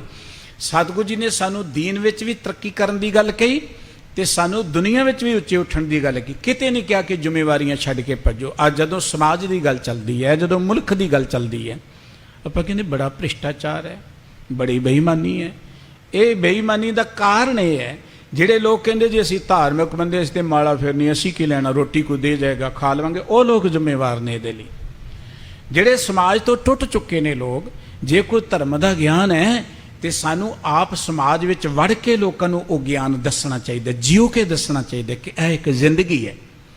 ਇੱਕ ਵਪਾਰੀ ਕਿਹੋ ਜਿਹਾ ਹੋਣਾ ਚਾਹੀਦਾ, ਉਹਦਾ ਸੱਚਾ ਸੁੱਚਾ ਵਪਾਰ ਕਿਹੋ ਜਿਹਾ ਹੋਣਾ ਚਾਹੀਦਾ, ਸਾਨੂੰ ਉਹ ਜਿਹੇ ਵਪਾਰੀ ਬਣ ਕੇ ਦੱਸਣਾ ਚਾਹੀਦਾ। ਫਿਰ ਹੀ ਪਤਾ ਲੱਗੇਗਾ ਨਾ ਕਿ ਇੱਕ ਜ਼ਿੰਦਗੀ ਕਿੱਦਾਂ ਜੀਵੀ ਜਾ ਸਕਦੀ ਹੈ, ਇੱਕ ਚੰਗਾ ਇਨਸਾਨ ਕਿਹੋ ਜਿਹਾ ਹੋ ਸਕਦਾ। ਉਹ ਜੀ ਸਾਨੂੰ ਜ਼ਿੰਦਗੀ ਜਿਉ ਕੇ ਦੱਸਣੀ ਚਾਹੀਦੀ, ਨਾ ਕਿ ਸਮਾਜ ਨਾਲੋਂ ਟੁੱਟ ਕੇ ਵੱਖਰੇ ਬੈਠ ਕੇ ਮੈਂ ਭੋਰੇ 'ਚ ਵੜ ਕੇ ਮਾਲਾ ਫੇਰਦਾ ਰਹਾਂ, ਕਹੋ ਜੀ ਚੰਗੇ ਬਣ ਜਾਓ, ਚੰਗੇ ਬਣ ਜਾਓ। ਇੱਦਾਂ ਕੋਈ ਚੰਗਾ ਨਹੀਂ ਬਣੇਗਾ। ਚੰਗੇ ਬਣਾਉਣ ਲਈ ਚੰਗੇ ਬਣ ਕੇ ਲੋਕਾਂ 'ਚ ਵਿਚਰਨਾ ਪਏਗਾ। ਔਰ ਗੁਰੂ ਸਾਹਿਬ ਜੀ ਦੇਖੋ ਗ੍ਰਸਤੀ ਸਨ। ਗੁਰੂ ਸਾਹਿਬ ਜੀ ਦੇ ਆਪਾਂ ਗੁਰੂ ਨਾਨਕ ਸਾਹਿਬ ਜੀ ਨੇ ਸਾਰੇ ਕਾਰੋਬਾਰ ਵੀ ਕੀਤੇ ਨੇ। ਭਾਈ ਲਹਿਣਾ ਜੀ ਨੇ, ਗੁਰੂ ਅੰਗਦ ਦੇਵ ਜੀ ਮਹਾਰਾਜ ਜਦੋਂ ਭਾਈ ਲਹਿਣੇ ਦੇ ਰੂਪ 'ਚ ਕਿਰਤ ਕਰਦੇ ਰਹੇ, ਬਾਬਾ ਅਮਰਦਾਸ ਜੀ ਕਿਰਤ ਕਰਦੇ ਰਹੇ, ਗੁਰੂ ਰਾਮਦਾਸ ਜੀ ਕਿਰਤ ਕਰਦੇ ਰਹੇ। ਸਤਿਗੁਰੂ ਜੀ ਨੇ ਕਿਰਤੀਆਂ ਨੂੰ ਮਾਣ ਦਿੱਤਾ। ਸਤਿਗੁਰੂ ਜੀ ਨੇ ਸਾਨੂੰ ਦੀਨ ਤੇ ਦੁਨੀਆ ਦੇ ਪੱਖ ਤੋਂ ਉੱਚੇ ਉਠਾਇਆ। ਅਸੀਂ ਤਾਂ ਹੀ ਅੱਗੇ ਵੱਧ ਸਕਦੇ ਹਾਂ। ਕੋਈ ਵੀ ਮਨੁੱਖ, ਕੋਈ ਵੀ ਕੌਮ ਜੇ ਇੱਕ ਪੱਖ ਤੋਂ ਅਧੂਰੀ ਰਹੇਗੀ ਤੇ ਉਹ ਮੁਕੰਮਲ ਨਹੀਂ ਗਿਣੀ ਜਾਏਗੀ। ਜੇ ਅਸੀਂ ਇਕੱਲੇ ਦੁਨੀਆ ਨਾਲ ਜੁੜ ਗਏ, ਅਸੀਂ ਅੰਦਰੋਂ ਰੁੱਖੇ ਹੋ ਜਾਵਾਂਗੇ, ਅੰਦਰੋਂ ਇਨਸਾਨੀਅਤ ਮਰ ਜਾਏਗੀ। ਇਹ ਭ੍ਰਿਸ਼ਟਾਚਾਰ ਜਾਂ ਇਹ ਬੇਈਮਾਨੀਆਂ ਕਾਨੂੰਨਾਂ ਨਾਲ ਨਹੀਂ ਦੂਰ ਹੁੰਦੀਆਂ ਕਿ ਗਵਰਨਮੈਂਟ ਕਾਨੂੰਨ ਬਣਾਏਗੀ, ਜੇਲ੍ਹਾਂ ਬਣਾਏਗੀ ਤੇ ਇਹ ਸਭ ਕੁਝ ਸੁਧਰ ਜਾਏਗਾ। ਕਦੀ ਵੀ ਨਹੀਂ ਸੁਧਰੇਗਾ। ਬੜੀਆਂ ਜੇਲ੍ਹਾਂ ਨੇ ਸਾਡੇ ਮੁਲਕ ਦੇ ਅੰਦਰ, ਕਿੰਨਾ ਕੁ ਸੁਧਾਰ ਹੋ ਗਿਆ। ਉੱਤੇ ਲਿਖਿਆ ਸੁਧਾਰ ਘਰ, ਕਿੰਨੇ ਕੁ ਸੁਧਰ ਕੇ ਨਿਕਲਦੇ ਨੇ ਉੱਥੋਂ। ਬਈ ਕੋਈ ਨਿਕਲਦੇ ਹੋਣਗੇ, ਮੁਬਾਰਕ ਹੈ, ਮੈਂ ਮਾੜਾ ਨਹੀਂ ਕਹਿੰਦਾ। ਪਰ ਉਹ ਸੁਧਾਰ ਕਰ ਲੋਕਾਂ ਨੂੰ ਸੁਧਾਰ ਨਹੀਂ ਸਕਦੇ। ਕਈ ਵਾਰੀ ਉਹ ਵਿਗਾੜ ਘਰ ਵੀ ਬਣ ਜਾਂਦੇ ਨੇ। ਕਈਆਂ ਨੇ ਪੋਲੀਟੀਸ਼ਨ ਲੋਕਾਂ ਨੇ ਜੇਕਰ ਲੋਕਾਂ ਦੀਆਂ ਜੁੱਤੀਆਂ ਤੋਂ ਬਚਣਾ ਹੁੰਦਾ ਤੇ ਉਹ ਵੀ ਉੱਥੇ ਚਲੇ ਜਾਂਦੇ ਕਿ 4 ਦਿਨ ਸੁੱਕਦੇ ਤੇ ਮੌਜਾਂ ਮਾਣਾਂਗੇ ਉੱਥੇ ਆਪਾਂ। ਉਹ ਲੋਕਾਂ ਕੋਲੋਂ ਹੀਰੋ ਵੀ ਬਣ ਜਾਂਦੇ ਨੇ ਤੇ ਉਹ ਲੋਕਾਂ ਦੇ ਪੈਸੇ ਤੋਂ ਉੱਥੇ ਮੌਜਾਂ ਵੀ ਮਾਣਦੇ ਰਹਿੰਦੇ ਨੇ। ਸੁਧਾਰ ਕੇਵਲ ਸੁਧਾਰ ਕਰ ਹੀ ਨਹੀਂ ਹੁੰਦਾ। ਹੋ ਸਕਦਾ ਜੋ ਹੁੰਦਾ ਹੈ ਮਾੜੀ ਗੱਲ ਨਹੀਂ, ਚੰਗੀ ਗੱਲ ਹੈ, ਉਹਨਾਂ ਨੂੰ ਮਾੜਾ ਨਹੀਂ ਕਹਿੰਦਾ। ਪਰ ਇਹ ਕਾਨੂੰਨ ਜਾਂ ਇਹ ਜੇਲ੍ਹਾਂ ਜਿਹੜੀਆਂ ਇਹ ਸਮਾਜ ਨੂੰ ਸੁਧਾਰ ਨਹੀਂ ਸਕਦੀਆਂ। ਸਮਾਜ ਨੂੰ ਸੁਧਾਰਨਾ ਹਮੇਸ਼ਾ ਧਰਮ ਨੇ ਹੈ। ਧਰਮ ਨੇ ਇਹ ਸਾਡੇ ਅੰਦਰ ਜੀਵਨ ਜਾਚ ਪੈਦਾ ਕਰਨੀ ਕਿ ਬੇਈਮਾਨੀ ਨਾ ਕਰੋ, ਝੂਠ ਨਾ ਬੋਲੋ, ਚੋਰੀ ਨਾ ਕਰੋ, ਠੱਗੀ ਨਾ ਕਰੋ, ਕਿਸੇ ਦਾ ਦਿਲ ਨਾ ਦਿਖਾਓ। ਇਹ ਗੱਲ ਤਾਂ ਧਰਮ ਨੇ ਸਿਖਾਉਣੀ ਹੈ। ਜੇ ਅਸੀਂ ਕਹਿ ਦਈਏ ਜੇ ਧਰਮ ਦੀ ਲੋੜ ਹੀ ਕੋਈ ਨਹੀਂ ਹੈ, ਕੱਲਾ ਰਾਜਨੀਤੀ ਸਭ ਕੁਝ ਹੈ, ਤੇ ਰਾਜਨੀਤੀ ਦੇ ਨਾਲ ਕਿੰਨਾ ਕੁ ਵਿਕਾਸ ਅਸੀਂ ਕਰ ਲਿਆ। ਰਾਜਨੀਤੀ ਨਾਲ ਇਹ ਵਿਕਾਸ ਜ਼ਰੂਰ ਕੀਤਾ ਕਿ ਧਰਮ ਦੇ ਨਾਂ 'ਤੇ ਲੜਾਈਆਂ, ਧਰਮ ਦੇ ਨਾਂ 'ਤੇ ਦੰਗੇ, ਧਰਮ ਦੇ ਨਾਂ 'ਤੇ ਆਪਾਂ ਦੇਖਦੇ ਕੀ ਕੁਝ ਹੋ ਰਿਹਾ, ਠੱਗੀ ਠੋਰੀ ਬੇਈਮਾਨੀ ਧਰਮ ਦੇ ਨਾਂ 'ਤੇ ਹੋ ਰਹੀ ਹੈ। ਇਹ ਕੁਝ ਇਸ ਕਰਕੇ ਕਿ ਕੱਲੀ ਰਾਜਨੀਤੀ ਚਾਹੀਦੀ ਹੈ ਸਾਨੂੰ। ਜੇ ਕਹੀਏ ਕਿ ਕੱਲਾ ਸਾਨੂੰ ਧਰਮ ਚਾਹੀਦਾ ਹੈ, ਧਰਮ ਦੇ ਨਾਂ 'ਤੇ ਅਸੀਂ ਬੁਜ਼ਦਿਲ ਬਣ ਜਾਂਦੇ ਹਾਂ, ਜਿਹੜਾ ਮਰਜ਼ੀ ਸਾਨੂੰ ਲੁੱਟ ਲਏ, ਜਿਹੜਾ ਮਰਜ਼ੀ ਸਾਨੂੰ ਕੁੱਟ ਲਏ। ਧਰਮ ਵੀ ਹੋਣਾ ਚਾਹੀਦਾ ਹੈ ਤੇ ਦੀਨ ਵੀ, ਦੁਨੀਆ ਵੀ ਹੋਣੀ ਚਾਹੀਦੀ। ਸਾਡੇ ਸਤਿਗੁਰੂ ਜੀ ਨੇ ਸਾਨੂੰ ਮੀਰੀ ਤੇ ਪੀਰੀ, ਦੀਨ ਤੇ ਦੁਨੀਆ ਦਿੱਤੀ ਹੈ। ਇਸੇ ਕਰਕੇ ਮਾਨਯੋਗ ਭਾਈ ਗੁਰਦਾਸ ਜੀ ਕਹਿੰਦੇ ਦੀਨ ਦੁਨੀ ਦਾ ਪਾਤਸ਼ਾਹ, ਪਾਤਸ਼ਾਹ ਅਡੋਲਾ। ਸਤਿਗੁਰੂ ਗੁਰੂ ਹਰਗੋਬਿੰਦ ਸਾਹਿਬ ਜੀ ਦੀਨ ਦੁਨੀਆ ਦੇ ਪਾਤਸ਼ਾਹ ਸਨ। ਜਦੋਂ ਉਹਨਾਂ ਦਾ ਰਾਜ ਸੀ ਠਾਠ ਬਾਗ ਢੇਡਦੇ ਸਨ, ਉਹਨਾਂ ਨੇ ਅਕਾਲ ਤਖਤ ਸਾਹਿਬ ਜੀ ਦੁਨੀਆ ਦੇ ਇਹ ਦਿੱਲੀ ਦੇ ਤਖਤ ਤੋਂ ਉੱਚਾ ਤਖਤ ਬਣਾਇਆ, ਦੋਹਰੇ ਨਿਸ਼ਾਨ ਚਲਾਏ, ਫੌਜਾਂ ਬਣਾਈਆਂ। ਔਰ ਸਤਿਗੁਰੂ ਜੀ ਦੀਆਂ ਫੌਜਾਂ ਲੋਕਾਂ ਨੂੰ ਮਾਰਨ ਲਈ ਨਹੀਂ ਸਨ, ਸਤਿਗੁਰੂ ਜੀ ਦੀ ਤਲਵਾਰ ਲੋਕਾਂ ਨੂੰ ਮਾਰਨ ਲਈ ਨਹੀਂ ਸੀ, ਸਤਿਗੁਰੂ ਜੀ ਦੀ ਤਲਵਾਰ ਲੋਕਾਂ ਨੂੰ ਜੀਵਨ ਦੇਣ ਦੇ ਲਈ। 4 ਵੇਰਾਂ ਹਕੂਮਤ ਨੇ ਸਤਿਗੁਰੂ ਜੀ ਤੇ ਹਮਲਾ ਕੀਤਾ ਔਰ ਸਤਿਗੁਰੂ ਜੀ ਨੇ 4 ਵੇਰਾਂ ਉਸ ਹਮਲੇ ਨੂੰ ਪਛਾੜਿਆ, ਇਹ ਜੰਗਾਂ ਦੇ ਵਿੱਚ ਜਿੱਤ ਪ੍ਰਾਪਤ ਕੀਤੀ। ਸਤਿਗੁਰੂ ਜੀ ਦੀਨ ਦੁਨੀਆ ਦੇ ਪੱਖ ਤੋਂ ਏਡੇ ਵੱਡੇ ਸਨ ਕਿ ਦੁਨਿਆਵੀ ਪਾਤਸ਼ਾਹ ਉਹਨਾਂ ਦੇ ਅੱਗੇ ਝੁਕ ਗਏ। ਇਹ ਇਤਿਹਾਸ ਗਵਾਹ ਹੈ ਕਿ ਗੁਰੂ ਹਰਗੋਬਿੰਦ ਸਾਹਿਬ ਜੀ ਮਹਾਰਾਜ ਨੇ ਜਨ ਸ਼ਕਤੀ ਇਹਨੂੰ ਕੋਈ ਇਕੱਤਰ ਕਰ ਲਈ। ਜਨ ਸ਼ਕਤੀ ਜਿਹਨੂੰ ਆਪਾਂ ਕਹਿੰਦੇ ਆ ਮੈਨ ਪਾਵਰ, ਇਹਨੀ ਕੋਈ ਇਕੱਤਰ ਕਰ ਲਈ, ਲੋਕਾਂ 'ਚ ਇਹਨਾਂ ਕੋਈ ਇਕੱਠ ਪੈਦਾ ਕਰ ਲਿਆ। ਕਿਉਂਕਿ ਪਾਲੀਟੀਸ਼ਨਾਂ ਦੀ ਇੱਕ ਸੋਚ ਹੁੰਦੀ ਡਿਵਾਈਡ ਐਂਡ ਰੂਲ, ਲੋਕਾਂ ਨੂੰ ਇਕੱਠੇ ਨਾ ਹੋਣ ਦਿਓ, ਲੋਕਾਂ ਨੂੰ ਇਕੱਠੇ ਹੀ ਨਾ ਹੋਣ ਦਿਓ। ਆਪਣੇ ਮੁਲਕ ਦੇ ਅੰਦਰ ਕਦੀ ਵੀ ਮੈਨ ਪਾਵਰ ਦੀ ਕਮੀ ਨਹੀਂ ਰਹੀ। ਲੇਕਿਨ ਕੀ ਕਾਰਨ ਹੈ ਕਿ ਥੋੜੇ ਜਿਹੇ ਲੋਕ ਹੁੰਦੇ ਇੱਥੇ ਰਾਜ ਕਰਕੇ ਲੁੱਟਦੇ ਕੁੱਟਦੇ, ਕਦੀ ਗਜਨਵੀ ਆ ਗਿਆ, ਕਦੀ ਦੁਰਾਨੀ ਆ ਗਿਆ, ਕਦੀ ਬਦਾਲੀ ਆ ਗਿਆ, ਕਦੀ ਈਸਟ ਇੰਡੀਆ ਕੰਪਨੀ ਆ ਗਈ, ਹੁਣ ਆਪਣੀ ਲੁੱਟ ਕੇ ਬਾਹਰ ਨੂੰ ਭੱਜੀ ਜਾਂਦੇ। ਉਹਦਾ ਕਾਰਨ ਕੀ ਹੈ? ਉਹਦਾ ਕਾਰਨ ਹੈ ਡਿਵਾਈਡ ਐਂਡ ਰੂਲ। ਇਹਨਾਂ ਨੂੰ ਸਟੇਟ ਦੇ ਨਾਂ 'ਤੇ ਪਾੜੋ, ਇਹਨਾਂ ਨੂੰ ਬਰਾਦਰੀਆਂ ਦੇ ਨਾਂ 'ਤੇ ਪਾੜੋ, ਇਹਨਾਂ ਨੂੰ ਜਾਤਾਂ ਦੇ ਨਾਂ 'ਤੇ ਪਾੜੋ, ਇਹਨਾਂ ਨੂੰ ਪਾਰਟੀਆਂ ਦੇ ਨਾਂ 'ਤੇ ਪਾੜੋ। ਪਾਰਟੀਆਂ ਦੇ ਉੱਪਰ ਬੈਠੇ ਲੀਡਰ ਇਕੱਠੇ ਰਹਿੰਦੇ ਨੇ ਤੇ ਪਿੰਡਾਂ 'ਚ ਲੋਕੀ ਸਿਰ ਹੀ ਪਾੜੀ ਜਾਂਦੇ ਇੱਕ ਦੂਜੇ ਦਾ, ਤੂੰ ਅਕਾਲੀ ਹੈ, ਤੂੰ ਕਾਂਗਰਸੀ, ਉਹ ਲੜੀ ਚਲੇ ਜਾਂਦੇ। ਇਹੀ ਤੇ ਇੱਕ ਚਾਹੀਦਾ ਉਹਨਾਂ ਨੂੰ ਕਿ ਲੜਦੀ ਰਹਿਣ ਆਪਸ ਵਿੱਚ, ਲੜ ਰਹੇ ਨੇ ਲੋਕ ਆਪਸ ਵਿੱਚ। ਔਰ ਇੰਨਾ ਕੁਝ ਹੁੰਦਿਆਂ ਵੀ ਇਹ ਲੋਕ ਗੁਲਾਮੀ ਭੋਗ ਰਹੇ ਨੇ। ਇਹ ਗੁਲਾਮੀ, ਇਹਨੂੰ ਆਜ਼ਾਦੀ ਨਹੀਂ ਕਿਹਾ ਜਾ ਸਕਦਾ। ਗੁਰੂ ਹਰਗੋਬਿੰਦ ਸਾਹਿਬ ਜੀ ਨੇ ਇੰਨੀ ਕੋਈ ਜਨ ਸ਼ਕਤੀ ਇਕੱਤਰ ਕਰ ਲਈ ਇਸ ਤਕਨੀਕ ਦੇ ਨਾਲ ਕਿ ਜੇ ਹਕੂਮਤ ਸਤਿਗੁਰੂ ਜੀ ਨੂੰ ਗਵਾਲੀਅਰ ਦੇ ਕਿਲੇ 'ਚ ਬੰਦ ਕਰਦੀ ਹੈ ਨਾ, ਤੇ ਉਹ ਜਨ ਸ਼ਕਤੀ ਦਾ ਅੰਦੋਲਨ ਇੱਥੋਂ ਤੱਕ ਪਹੁੰਚ ਗਿਆ ਕਿ ਪੰਜਾਬ ਦੀ ਧਰਤੀ ਤੋਂ ਚੌਂਕੀਆਂ ਚੱਲਦੀਆਂ ਨੇ, ਜਥੇ ਚੱਲਦੇ ਨੇ, ਉਹ ਜਥੇ ਗਵਾਲੀਅਰ ਦੇ ਕਿਲੇ ਤੱਕ ਪਹੁੰਚ ਜਾਂਦੇ ਨੇ। ਗਵਾਲੀਅਰ ਦੇ ਕਿਲੇ ਦੇ ਬਾਹਰ ਜਦੋਂ ਭੀੜਾਂ ਇਕੱਠੀਆਂ ਹੋਣੀਆਂ ਸ਼ੁਰੂ ਹੋ ਗਈਆਂ, ਗੁਰੂ ਦੀ ਬਾਣੀ ਦੇ ਸ਼ਬਦ ਗੂੰਜਣੇ ਸ਼ੁਰੂ ਹੋ ਗਏ, ਸਰਕਾਰ ਦੇ ਵਿਰੁੱਧ ਨਾਅਰੇ ਲੱਗਣੇ ਸ਼ੁਰੂ ਹੋ ਗਏ, ਸ਼ਾਂਤਮਈ ਢੰਗ ਦੇ ਨਾਲ। ਸਭ ਤੋਂ ਪਹਿਲਾਂ ਸੱਤਿਆਗ੍ਰਹਿ ਜਿਹੜਾ ਚੱਲਿਆ ਆਪਣੇ ਮੁਲਕ ਦੇ ਅੰਦਰ, ਉਹ ਸੀ ਗੁਰੂ ਹਰਗੋਬਿੰਦ ਸਾਹਿਬ ਜੀ ਜਦੋਂ ਗਵਾਲੀਅਰ ਦੇ ਕਿਲੇ 'ਚ ਬੰਦ ਕੀਤੇ ਗਏ। ਲੋਕਾਂ ਦੇ ਸਤਿਗੁਰੂ ਜੀ ਲੋਕਾਂ ਦੇ ਦਿਲਾਂ ਦੇ ਰਾਜੇ ਸਨ ਔਰ ਲੋਕਾਂ ਦੇ ਇਸ ਜਮ ਘਟੇ ਨੂੰ ਦੇਖ ਕੇ ਹਕੂਮਤ ਨੂੰ ਝੁਕਣਾ ਪਿਆ। ਇੱਕ ਬੰਨੇ ਲੋਕਾਂ ਦਾ ਪ੍ਰਤਾਪ, ਇੱਕ ਬੰਨੇ ਗੁਰੂ ਦਾ ਪ੍ਰਤਾਪ। ਹਕੂਮਤ ਨੂੰ ਬਿਨਾਂ ਸ਼ਰਤ ਤੋਂ ਨਹੀਂ, ਸਤਿਗੁਰੂ ਜੀ ਦੀ ਸ਼ਰਤ ਮੰਨ ਕੇ ਕਿ ਉਹ ਰਾਜਿਆਂ ਨੂੰ ਵੀ ਰਿਹਾ ਕਰਾਂਗੇ, ਬਾਹਰ ਕੱਢਣਾ ਪਿਆ। ਇਹ ਸਤਿਗੁਰੂ ਜੀ ਸਨ ਜਨ ਸ਼ਕਤੀ, ਲੋਕਾਂ ਦੇ ਦਿਲਾਂ 'ਤੇ ਰਾਜ ਕਰਨ ਵਾਲੇ ਦੀਨ ਦੇ ਰਾਜੇ ਹੁੰਦੇ। ਹੁਣ ਗੱਲ ਇਹ ਦੁਨੀਆ ਦੇ ਪਾਤਸ਼ਾਹ ਦੀ ਹੈ। ਜਹਾਂਗੀਰ ਤਾਂ ਸਮਝ ਗਿਆ, ਉਦੋਂ ਬਾਅਦ ਸ਼ਾਹਜਹਾਨ ਆ ਕੇ ਬੈਠਾ, ਵਿਰੋਧੀਆਂ ਨੇ ਫਿਰ ਚੁੱਕਿਆ ਤੇ ਸ਼ਾਹਜਹਾਨ ਨੇ ਸਤਿਗੁਰੂ ਜੀ ਨੂੰ ਆਪਣੀ ਜੰਗੀ ਸ਼ਕਤੀ ਦੇ ਨਾਲ ਦਬਾਉਣਾ ਚਾਹਿਆ। ਔਰ ਇਹ ਦੁਨੀਆ ਦੇ ਇਤਿਹਾਸ 'ਚ ਇੱਕ ਪਹਿਲੀ ਘਟਨਾ ਹੈ ਕਿ ਕੋਈ ਜੰਗ ਸ਼ਕਤੀ ਦੀ ਗੱਲ ਕਰਨ ਵਾਲੀ ਗੌਰਮੈਂਟ ਜਨ ਸ਼ਕਤੀ ਅੱਗੇ ਝੁਕੇ। ਮੁਗਲਿਆ ਹਕੂਮਤ ਲੜਾਈ ਤੋਂ ਬਿਨਾਂ ਗੱਲ ਹੀ ਕੋਈ ਨਹੀਂ ਸੀ ਕਰਦੀ, ਲੜਾਈ ਕਰਕੇ ਇੱਥੇ ਆਏ ਸਨ, ਲੁੱਟਦੇ ਕੁੱਟਦੇ ਆਏ ਸਨ। ਪਰ ਜਨ ਸ਼ਕਤੀ ਨੂੰ ਦੇਖਦਿਆਂ ਗੁਰੂ ਹਰਗੋਬਿੰਦ ਸਾਹਿਬ ਜੀ ਨੂੰ ਬਾਹਰ ਕੱਢਣਾ ਪਿਆ ਔਰ ਉਹਨਾਂ ਦੀਆਂ ਸ਼ਰਤਾਂ ਸਤਿਗੁਰੂ ਜੀ ਦੀਆਂ ਮੰਨ ਕੇ ਬਾਹਰ ਸਤਿਗੁਰੂ ਜੀ ਮਨਾ ਕੇ ਬਾਹਰ ਆਏ ਨੇ। ਅਗਲੀ ਸੀ ਜੰਗ ਸ਼ਕਤੀ ਜਿਹਨੂੰ ਆਪਾਂ ਕਹਿੰਦੇ ਸਤਿਗੁਰੂ ਜੀ ਦਾ, ਜਿਹਨੂੰ ਆਖੇ ਦੁਨੀਆ ਵਾਲਾ ਪੱਖ ਜਿਹੜਾ ਸੀ, ਬਾਦਸ਼ਾਹੀ ਮੀਰੀ ਪੱਖ ਕਿੱਡਾ ਮਹਾਨ ਸੀ। ਸਤਿਗੁਰੂ ਜੀ ਬਾਹਰ ਆ ਗਏ, ਸ਼ਾਹਜਹਾਨ ਨੂੰ ਫਿਰ ਲੋਕਾਂ ਨੇ ਚੁੱਕਿਆ ਕਿ ਸਤਿਗੁਰੂ ਜੀ ਨੇ ਤੇ ਤਖਤ ਬਣਾ ਲਿਆ, ਸਤਿਗੁਰੂ ਜੀ ਨੇ ਫੌਜਾਂ ਰੱਖ ਲਈਆਂ ਨੇ, ਸਤਿਗੁਰੂ ਜੀ ਤੇ ਸ਼ਿਕਾਰ ਖੇਡਦੇ ਨੇ, ਸਤਿਗੁਰੂ ਜੀ ਦੇ ਕੋਲ ਸੂਰਮੇ ਨੇ। ਹਕੂਮਤ ਨੇ ਸਤਿਗੁਰੂ ਜੀ ਤੇ ਇੱਕ ਵੇਰਾ ਨੇ 4 ਵੇਰਾਂ ਹਮਲਾ ਕੀਤਾ, 4 ਵੇਰਾਂ। ਇਹ ਸਾਡਾ ਇਤਿਹਾਸ ਹੈ। ਪਹਿਲੀ ਅੰਮ੍ਰਿਤਸਰ ਦੀ ਜੰਗ 'ਚ 15,000 ਫੌਜ ਚੜ੍ਹ ਕੇ ਆਈ, 7,000 ਫੌਜ ਚੜ੍ਹ ਕੇ ਆਈ। ਹਰਗੋਬਿੰਦਪੁਰੇ ਦੀ ਜੰਗ ਵਿੱਚ 15,000 ਫੌਜ ਚੜ੍ਹ ਕੇ ਆਈ ਔਰ ਨਥਾਣੇ ਦੀ ਢਾਬ ਤੇ ਮਾਲਵੇ ਦੀ ਧਰਤੀ 'ਚ 35,000 ਫੌਜ ਚੜ੍ਹ ਕੇ ਆਈ। ਜਿਹੜੀ ਕਰਤਾਰਪੁਰ ਜੰਗ ਹੋਈ 50,000 ਲਾਹੌਰ ਤੋਂ ਸੀ, 25,000 ਜਲੰਧਰ ਤੋਂ ਸੀ, 25,000 ਪਿੰਡਾਂ ਦੇ ਲੁਟੇਰੇ ਰਾਹ ਮਾਰ ਡਾਕੂ ਸਨ, ਡਾਂਗ ਮਾਰ ਸਨ, ਜਿਹੜੇ ਇਸ ਸ਼ਰਤ ਤੇ ਆਏ ਕਿ ਲੜਾਈ ਲੜਾਂਗੇ ਪਰ ਲੁੱਟ ਮਾਰ ਰੱਜ ਕੇ ਕਰਾਂਗੇ, ਅਸੀਂ, ਸਾਨੂੰ ਰੋਕਿਓ ਕੋਈ ਨਾ। ਜਿਵੇਂ ਅੱਜ ਕੱਲ੍ਹ ਨਹੀਂ ਪਾਲੀਟੀਸ਼ਨਾਂ ਨਾਲ ਰਲ ਜਾਂਦੇ ਕਈ ਇਹੋ ਜਿਹੇ ਗੁੰਡੇ ਲੋਕ, ਮਦਦ ਤੁਹਾਡੀ ਕਰਾਂਗੇ, ਲੋਕਾਂ ਨੂੰ ਲੁੱਟਾਂਗੇ ਜ਼ਰੂਰ, ਸਾਨੂੰ ਰੋਕਿਓ ਨਾ ਕਿਤੇ, ਪੁਲਿਸ ਨੂੰ ਰੋਕ ਲਿਓ ਤੁਸੀਂ, ਪੁਲਿਸ ਬੜੇ ਨਾ ਸਾਨੂੰ ਨਹੀਂ ਫੜਦੀ। ਕੀ ਪੁਲਿਸ ਨੂੰ ਪਤਾ ਨਹੀਂ ਕਿ ਕੌਣ ਚੋਰ ਨੇ? ਸਭ ਕੁਝ ਪਤਾ ਹੈ ਪੁਲਿਸ ਨੂੰ, ਪਰ ਪੁਲਿਸ ਦੇ ਹੱਥ ਬੱਧੇ ਹੁੰਦੇ ਨੇ, ਕਿਉਂਕਿ ਉਹ ਚੋਰੀਆਂ ਕਰਨ ਵਾਲੇ, ਲੋਕਾਂ ਤੇ ਧੱਕਾ ਕਰਨ ਵਾਲੇ ਪੋਲੀਟੀਸ਼ੀਅਨਾਂ ਦੇ ਬੰਦੇ ਹੁੰਦੇ ਨੇ। ਪੁਲਿਸ ਚਾਹੁੰਦਿਆਂ ਹੋਇਆਂ ਵੀ ਉਹਨਾਂ ਨੂੰ ਕਾਬੂ ਨਹੀਂ ਕਰ ਸਕਦੀ। ਇਹੋ ਜਿਹੇ ਲੋਕ 25,000 ਲੋਕ ਸਨ। 1 ਲੱਖ ਦੇ ਕਰੀਬ ਉਹ ਲੋਕ ਸਤਿਗੁਰੂ ਜੀ ਦੇ ਚੜ੍ਹ ਕੇ ਆਏ। ਉਹ ਸਤਿਗੁਰੂ ਸੱਚੇ ਪਾਤਸ਼ਾਹ ਜੀ ਜਿਹੜੇ ਦੁਨੀਆ ਦੇ ਪਾਤਸ਼ਾਹ ਸਨ, ਉਹਨਾਂ ਨੇ ਆਪਣੀ ਜੰਗ ਸ਼ਕਤੀ ਦੇ ਨਾਲ ਉਸ ਵੇਲੇ ਦੀ ਆਲਮਗੀਰੀ ਹਕੂਮਤ ਦੀ ਜੰਗ ਸ਼ਕਤੀ ਨੂੰ ਫੇਲ ਕਰ ਦਿੱਤਾ। 4 ਜੰਗਾਂ ਸਤਿਗੁਰੂ ਜੀ ਨੇ ਹਕੂਮਤ ਨੂੰ ਹਰਾਇਆ ਹੈ। ਹਕੂਮਤ ਚੜ੍ਹ ਕੇ ਆਈ ਹੈ, ਸਤਿਗੁਰੂ ਜੀ ਨੇ ਹਮਲਾ ਨਹੀਂ ਕੀਤਾ। ਡਿਫੈਂਸ ਦੇ ਲਈ ਲੜੀਆਂ, ਓਫੈਂਸ ਨਹੀਂ। ਓਫੈਂਸ ਦਾ ਹੁੰਦਾ ਕਿ ਕਿਸੇ ਤੇ ਹਮਲਾ ਕਰਨਾ। ਸਤਿਗੁਰੂ ਸੱਚੇ ਪਾਤਸ਼ਾਹ ਜੀ ਨੇ ਜੇ ਸਾਨੂੰ ਸ਼ਸਤਰ ਦਿੱਤੇ ਨੇ ਤੇ ਇਹ ਕੋਈ ਜ਼ੁਲਮ ਨਹੀਂ ਕੀਤਾ। ਅੱਜ ਸਾਡੇ ਵੀ ਕਈ ਲੋਕ ਜਿਨ੍ਹਾਂ ਨੂੰ ਗੁਰਮਤ ਫਲਸਫੀ ਦਾ ਜਾਂ ਮਨੁੱਖੀ ਜ਼ਿੰਦਗੀ ਦੀ ਫਲਸਫੀ ਦਾ ਪਤਾ ਨਹੀਂ ਹੈ, ਇਹਦੀ ਕਿਰਪਾਨ ਕੀ ਕਰਨੀ ਹੈ? ਕਿਰਪਾਨ ਨਾਲ ਕੀ ਕਰ ਲੈਣਾ ਅਸੀਂ? ਕਿਰਪਾਨ ਕੀ ਕਰ ਸਕਦੀ ਹੈ? ਉਦੋਂ ਵੀ ਲੋਕਾਂ ਨੇ ਕਿਹਾ ਸੀ ਕਿ ਪਹਿਲੇ ਸਤਿਗੁਰੂ ਜੀ ਤਖਤ ਤੇ ਬੈਠਦੇ ਸਨ, ਮਾਲਾ ਫੇਰਦੇ ਸਨ, ਉਹ ਲੋਕਾਂ ਨੂੰ ਉਪਦੇਸ਼ ਦਿੰਦੇ ਸਨ, ਗੁਰਬਾਣੀ ਉਚਾਰਦੇ ਸਨ, ਗੁਰਬਾਣੀ ਪੜ੍ਹਦੇ ਸਨ, ਬਾਦਸ਼ਾਹ ਉਹਨਾਂ ਕੋਲ ਆਉਂਦੇ ਸਨ। ਹੁਣ ਇਹ ਸਤਿਗੁਰੂ ਜੀ ਤਾਂ ਕੁੱਤੇ ਰੱਖੇ ਨੇ, ਸ਼ਿਕਾਰ ਖੇਡਦੇ ਨੇ, ਫੌਜਾਂ ਰੱਖੀਆਂ ਹੋਈਆਂ ਨੇ, ਨਗਾਰੇ ਵਜਾਉਂਦੇ ਨੇ, ਬਾਦਸ਼ਾਹ ਇਹਨਾਂ ਤੇ ਚੜ੍ਹ ਕੇ ਆਉਂਦੇ ਨੇ। ਕਿੰਤੂ ਪਰੰਤੂ ਆਮ ਸਾਡੇ ਲੋਕਾਂ ਨੇ ਵੀ ਕੀਤਾ, ਜਿਹੜੇ ਉੱਚੀ ਸਮਝ ਨਹੀਂ ਸਨ ਰੱਖਦੇ, ਜਿਵੇਂ ਅੱਜ ਵੀ ਬਹੁਤ ਸਾਰੇ ਲੋਕ ਨੇ ਜਿਹੜੇ ਸਮਝ ਨਹੀਂ ਰੱਖਦੇ ਕਿ ਗੁਰੂ ਹਰਗੋਬਿੰਦ ਸਾਹਿਬ ਜੀ ਦੀ ਕਰਾਮਾਤ ਕੀ ਹੈ, ਵਡਿਆਈ ਕੀ ਹੈ। ਸਤਿਗੁਰੂ ਸਾਹਿਬਾਨ ਜੀ ਨੇ ਇਸ ਸਮਾਜ ਨੂੰ ਕਿਵੇਂ ਉੱਚੀਆਂ ਚੁੱਕਿਆ। ਉਸ ਸਮਾਜ ਨੂੰ, ਜਿਸ ਸਮਾਜ ਨੂੰ ਕਦੀ ਦੁਰਾਨੀ ਲੁੱਟਣ ਆ ਗਿਆ, ਕਦੀ ਅਬਦਾਲੀ ਲੁੱਟਣ ਆ ਗਿਆ, ਕਦੀ ਕੋਈ ਲੁੱਟਣ ਆ ਗਿਆ, ਔਰ ਇਹ ਸਮਾਜ ਦੇ ਲੋਕ ਨਾ ਆਪਣਾ ਸ਼ਰਮ ਬਚਾ ਸਕੇ ਨਾ ਧਰਮ ਬਚਾ ਸਕੇ।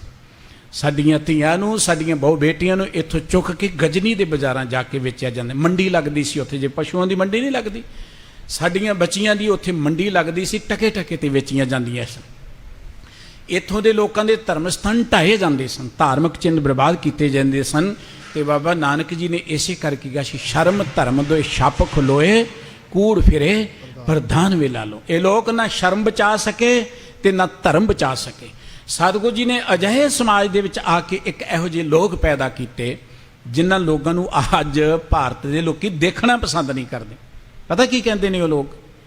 ਤੁਹਾਡੀ ਦਸਤਾਰ ਤੋਂ ਡਰ ਲੱਗਦਾ ਸਾਨੂੰ, ਤੁਹਾਡੇ ਸੋਹਣੇ ਚਿਹਰੇ ਨੂੰ ਦੇਖ ਕੇ ਨਾ ਤੁਸੀਂ ਸਾਨੂੰ ਬਾਦਸ਼ਾਹ ਲੱਗਦੇ, ਸਾਨੂੰ ਡਰ ਲੱਗਦਾ। ਜਦੋਂ ਤੁਸੀਂ ਬੋਲਦੇ, ਤੁਹਾਡੀ ਬੋਲੀ ਸੁਣ ਕੇ ਸਾਨੂੰ ਡਰ ਲੱਗਦਾ।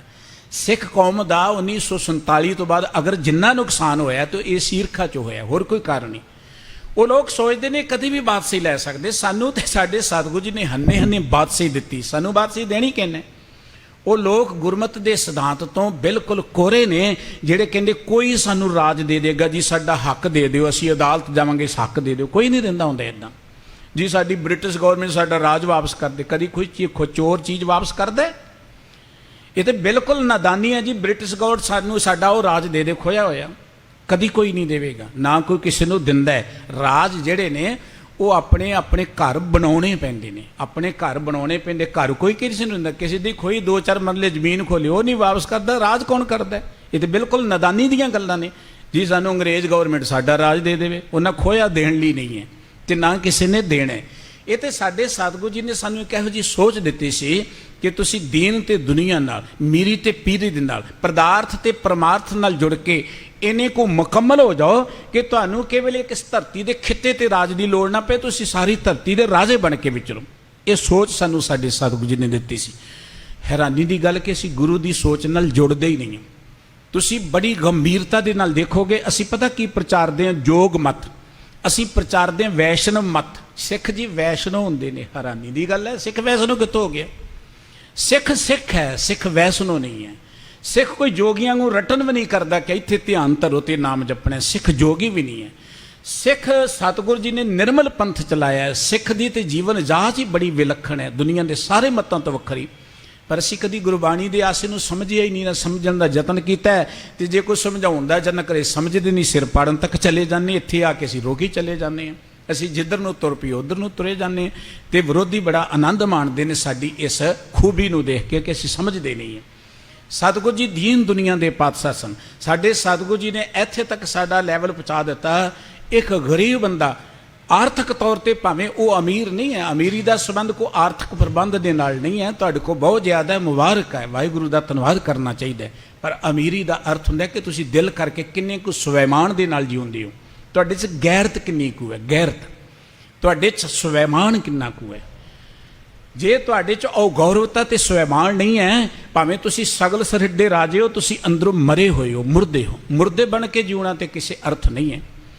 ਗੁਰੂ ਹਰਗੋਬਿੰਦ ਸਾਹਿਬ ਜੀ ਮਹਾਰਾਜ ਆਗਰੇ ਦੇ ਅਸਥਾਨ ਤੇ ਠਹਿਰੇ ਨੇ। ਇੱਕ ਗਰੀਬ ਸਿੱਖ ਆਇਆ ਖਾਦੀ ਪੰਡ ਚੁੱਕ ਕੇ ਸਤਿਗੁਰੂ ਜੀ ਦੇ ਚਰਨਾਂ 'ਚ ਜਹਾਂਗੀਰ ਦੇ ਤੰਬੂ 'ਚ ਭੁਲੇਖੇ ਨਾਲ ਚਲਿਆ ਗਿਆ।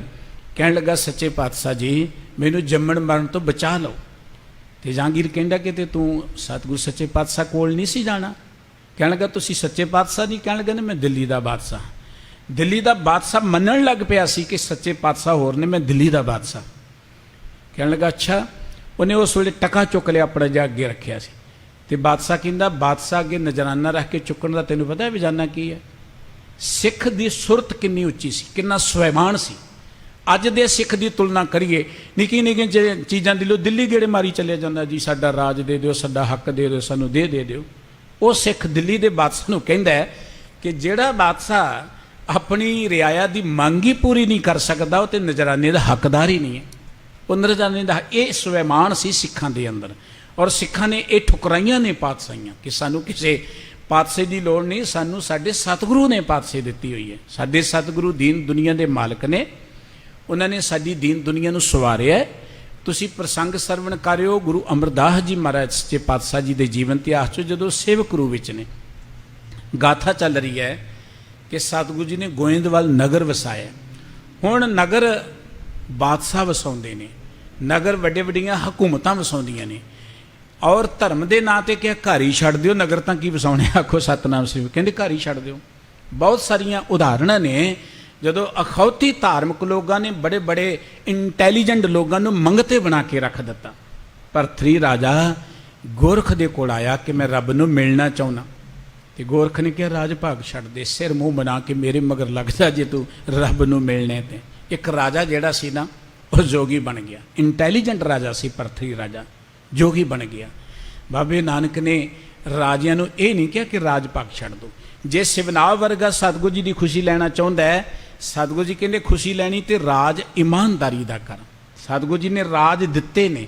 ਸਤਿਗੁਰੂ ਜੀ ਨੇ ਘਰਾਂ ਤੋਂ ਬਾਹਰ ਨਹੀਂ ਕੱਢਿਆ, ਜਿਹੜੇ ਬਾਹਰ ਗਏ ਸਨ ਉਹਨੂੰ ਘਰਾਂ 'ਚ ਲਿਆ ਕੇ ਵਸਾਇਆ। ਸਤਿਗੁਰੂ ਜੀ ਨੇ ਕਰਤਾਰਪੁਰ ਵਸਾਇਆ। ਸਤਿਗੁਰੂ ਜੀ ਨੇ ਖੰਡੂਰ 'ਚ ਰੌਣਕਾਂ ਲਾਈਆਂ। ਸਤਿਗੁਰੂ ਜੀ ਨੇ ਗੋਇੰਦਵਾਲ ਵਸਾਇਆ। ਸਤਿਗੁਰੂ ਜੀ ਨੇ ਅੰਮ੍ਰਿਤਸਰ ਸਾਹਿਬ ਵਸਾਇਆ। ਸਤਿਗੁਰੂ ਜੀ ਨੇ ਤਰਨਤਾਰਨ ਸਾਹਿਬ, ਫਿਰ ਕਰਤਾਰਪੁਰ ਦੁਆਬੇ ਵਾਲਾ, ਪੌਂਟਾ ਸਾਹਿਬ ਦੀ ਧਰਤੀ, ਆਨੰਦਪੁਰ ਸਾਹਿਬ ਦੇਖ ਲਓ। ਸਤਿਗੁਰੂ ਜੀ ਨੇ ਕੀਰਤਪੁਰ ਸਾਹਿਬ, ਇੰਨੇ ਨਗਰ ਸਾਡੇ ਸਤਿਗੁਰੂ ਜੀ ਨੇ ਵਸਾਏ ਤੇ ਬਾਦਸ਼ਾਹ ਵੀ ਨਹੀਂ ਵਸਾ ਸਕਦੇ। ਇਹ ਹੈ ਦੀਨ ਦੁਨੀਆ ਦੇ ਬਾਦਸ਼ਾਹ। ਸਤਿਗੁਰੂ ਗੁਰੂ ਅਮਰਦਾਸ ਜੀ ਨੇ ਗੋਇੰਦਵਾਲ ਵਸਾਇਆ, ਰਚਨਾ ਕੀਤੀ। ਉਸ ਪ੍ਰਸੰਗ ਨੂੰ ਆਪ ਜੀ ਸਰਵਣ ਕਰੇ, ਜਿਸ ਪੱਖ ਤੋਂ ਸਾਨੂੰ ਸਤਿਗੁਰੂ ਜੀ ਨੇ ਦੁਨਿਆਵੀ ਪੱਖ ਤੋਂ ਸਾਡਾ ਕਿਵੇਂ ਵਿਕਾਸ ਕੀਤਾ। ਜਦੋਂ ਇੱਕ ਨਗਰ ਵਸਦਾ, ਕਿੰਨੇ ਲੋਕਾਂ ਨੂੰ ਰੁਜ਼ਗਾਰ ਮਿਲਦਾ, ਕਿੰਨੇ ਲੋਕ ਉੱਥੇ ਆ ਕੇ ਘਰ ਬਣਾਉਂਦੇ ਨੇ, ਕਿੰਨੇ ਲੋਕ ਆ ਕੇ ਰਹਿੰਦੇ ਨੇ। ਨਗਰ ਵਸਾਉਣਾ ਕੋਈ ਮਾਮੂਲੀ ਘਟਨਾ ਨਹੀਂ ਹੈ। ਇਸ ਕਰਕੇ ਸਤਿਗੁਰੂ ਸੱਚੇ ਪਾਤਸ਼ਾਹ ਜੀ ਸਾਡੇ ਦੀਨ ਦੁਨੀਆ ਦੇ ਮਾਲਕ ਨੇ। ਗੁਰੂ ਅਮਰਦਾਸ ਜੀ ਦੇ ਜੀਵਨ ਇਤਿਹਾਸ 'ਚੋਂ ਇਹ ਕਥਾ ਆਪ ਜੀ ਸੁਣ ਰਹੇ ਹੋ ਕਿ ਸਤਿਗੁਰੂ ਜੀ ਨੇ ਜਦ ਗੋਇੰਦਵਾਲ ਵਸਾਉਣਾ ਸ਼ੁਰੂ ਕੀਤਾ ਹੈ ਤੇ ਸਤਿਗੁਰੂ ਜੀ ਉਸ ਅਰਸੇ 'ਚ ਇੱਕ ਵੇਰਾ ਖੰਡੂਰ ਸਾਹਿਬ ਵਿੱਚ ਸਤਿਗੁਰੂ ਸ੍ਰੀ ਗੁਰੂ ਅੰਗਦ ਦੇਵ ਜੀ ਮਹਾਰਾਜ ਦੇ ਦਰਸ਼ਨ ਦੀਦਾਰ ਕਰ ਲਈ ਆਏ ਨੇ। ਜੋ ਵਾਰਤਾ ਸਤਿਗੁਰੂ ਜੀ ਦੇ ਨਾਲ ਆਪ ਜੀ ਦੀ ਹੁੰਦੀ ਹੈ, ਇਹ ਬਚਨ ਅੱਜ ਆਪਾਂ ਨੇ ਸਰਵਣ ਕਰਨੇ ਨੇ। ਆਓ ਸਤਿਗੁਰੂ ਜੀ ਦੇ ਪਿਆਰ ਵਿੱਚ ਜੁੜੀਏ, ਮਨ ਬਿਰਤੀਆਂ ਨੂੰ ਟਿਕਾਈਏ, ਇਕਾਗਰ ਹੋਈਏ ਤੇ ਰਸਨਾ ਨੂੰ ਪਵਿੱਤਰ ਕਰਨ ਦੇ ਲਈ ਦਿਲ ਦੀਆਂ ਗਹਿਰਾਈਆਂ ਤੋਂ ਇੱਕ ਵੇਰਾ ਸਾਰੇ ਹੀ ਉਚਾਰਨ ਕਰੀਏ ਜੀ। ਸਤਨਾਮ ਵਾਹਿਗੁਰੂ ਸਾਹਿਬ ਜੀ, ਸਤਨਾਮ ਸ੍ਰੀ ਵਾਹਿਗੁਰੂ ਸਾਹਿਬ ਜੀ। ਬੰਧਨ ਠਾਨੀ ਹੋਏ ਅਦੀਨਾ, ਭਨਤ ਬਿਨੈ ਬਨ ਆਗੇ ਦੀਨਾ। ਬਾਬਾ ਅਮਰਦਾਸ ਜੀ ਗੋਇੰਦਵਾਲ ਤੋਂ ਚੱਲ ਕੇ ਖੰਡੂਰ ਸਾਹਿਬ ਜੀ ਵਿੱਚ ਆਏ। ਧੰਨ ਸ਼੍ਰੀ ਗੁਰੂ ਅੰਗਦ ਸਾਹਿਬ ਜੀ ਮਹਾਰਾਜ ਦੇ ਹਜ਼ੂਰ ਹਾਜ਼ਰ ਹੋਏ ਤੇ ਬੰਦਨਾ ਕਰਕੇ ਬੜੀ ਨਿਮਰਤਾ ਦੇ ਨਾਲ ਉਹਨਾਂ ਨੇ ਬੇਨਤੀ ਕੀਤੀ ਹੈ। ਰਾਵਰ ਕੀ ਆਗਿਆ ਜਿਮ ਹੋਈ, ਸੁਧਰਿਓ ਕਾਜ ਬਯੋ ਗੁਰ ਸੋਈ। ਮਹਾਰਾਜ ਜੀ ਜਿਵੇਂ ਆਪ ਜੀ ਦਾ ਹੁਕਮ ਹੋਇਆ ਸੀ ਨਾ, ਉਹ ਸੰਸਾਰ ਕਾਰਜ ਠੀਕ ਰਾਸ ਚੱਲ ਰਿਹਾ ਹੈ। ਭਾਵ ਜੋ ਨਗਰ ਵਸਾਉਣ ਦਾ ਉਹ ਵਸ ਰਿਹਾ ਹੈ ਜੀ। ਲਗੇ ਮਜੂਰ ਕਰਤ ਹੈ ਕਾਰੇ, ਕੇਤ ਕਰੇ ਨਕੇਤ ਸੋ ਤਿਆਰੇ। ਲਗੇ ਮਜੂਰ, ਇਹ ਗੱਲ ਨੋਟ ਕਰਿਓ। ਹੁਣ ਨਗਰ ਬਣ ਰਿਹਾ, ਉੱਥੇ ਤੇ ਮਜ਼ਦੂਰ ਲੱਗਣੇ ਨੇ, ਮਿਸਤਰੀ ਲੱਗਣੇ ਨੇ। ਕੋਈ ਸਤਿਗੁਰੂ ਜੀ ਫਰੀ ਨਹੀਂ ਸਨ ਲਾਉਂਦੇ। ਸਤਿਗੁਰੂ ਜੀ ਉਹਨਾਂ ਨੂੰ ਬਕਾਇਦਾ ਉਹਨਾਂ ਦੀ ਕਿਰਤ ਦਿੰਦੇ ਸਨ, ਦਿਹਾੜੀ ਦਿੰਦੇ ਸਨ। ਸਤਿਗੁਰੂ ਜੀ ਨੇ ਜਿੰਨੇ ਨਗਰ ਵਸਾਏ, ਅੰਮ੍ਰਿਤਸਰ ਵਸਾਇਆ ਧਰਤੀ ਮੁੱਲ ਖਰੀਦੀ ਹੈ ਸਤਿਗੁਰੂ ਜੀ ਨੇ। ਆਨੰਦਪੁਰ ਵਸਾਇਆ ਧਰਤੀ ਮੁੱਲ ਖਰੀਦੀ। ਇਹ ਨਹੀਂ ਕਿ ਵਿਹਲਾ ਪਾਰਕ ਦੇਖ ਕੇ ਗੁਰਦੁਆਰਾ ਬਣਾ ਲਿਆ, ਝੰਡਾ ਚਲਾਤਾ ਜੋ ਜੀ ਆਪਾਂ ਗੁਰਦੁਆਰਾ ਬਣਾ ਲਿਆ। ਇਹ ਗੁਰਮਤ ਦਾ ਮਾਰਗ ਨਹੀਂ ਹੈ।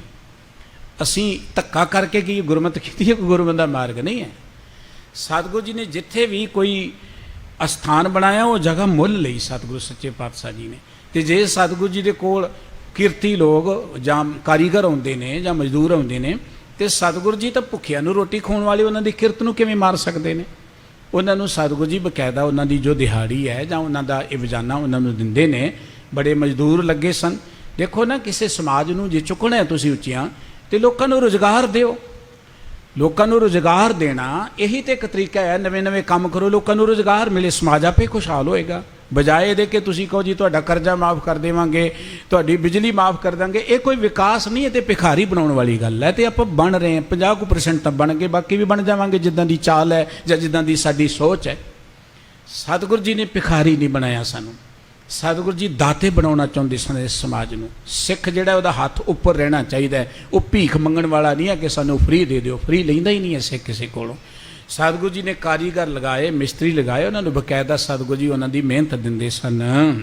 ਸ਼੍ਰੀ ਅੰਗਦ ਸੁਨ ਬੇ ਬਰਸਨ, ਪੁਰਖਾ ਅਭਿਆਸ ਐਸੇ ਬਚ ਮਨ। ਸਤਿਗੁਰੂ ਸਾਹਿਬ ਸ੍ਰੀ ਗੁਰੂ ਅੰਗਦ ਦੇਵ ਜੀ ਬਹੁਤ ਪ੍ਰਸੰਨ ਹੋਏ, ਤੇ ਗੁਰੂ ਪਾਤਸ਼ਾਹ ਜੀ ਨੇ ਇੱਕ ਗੱਲ ਕੀ, ਭਾਈ ਪੁਰਖਾ ਹੁਣ ਮੇਰੀ ਇੱਕ ਗੱਲ ਹੋਰ ਮੰਨ ਲੈ। ਨਿਜ ਪਰਿਵਾਰ ਹਕਾਰੋ ਸਾਰਾ, ਬਸੋ ਤਹਾਂ ਸੁਖ ਲਹੋ ਉਦਾਰਾ।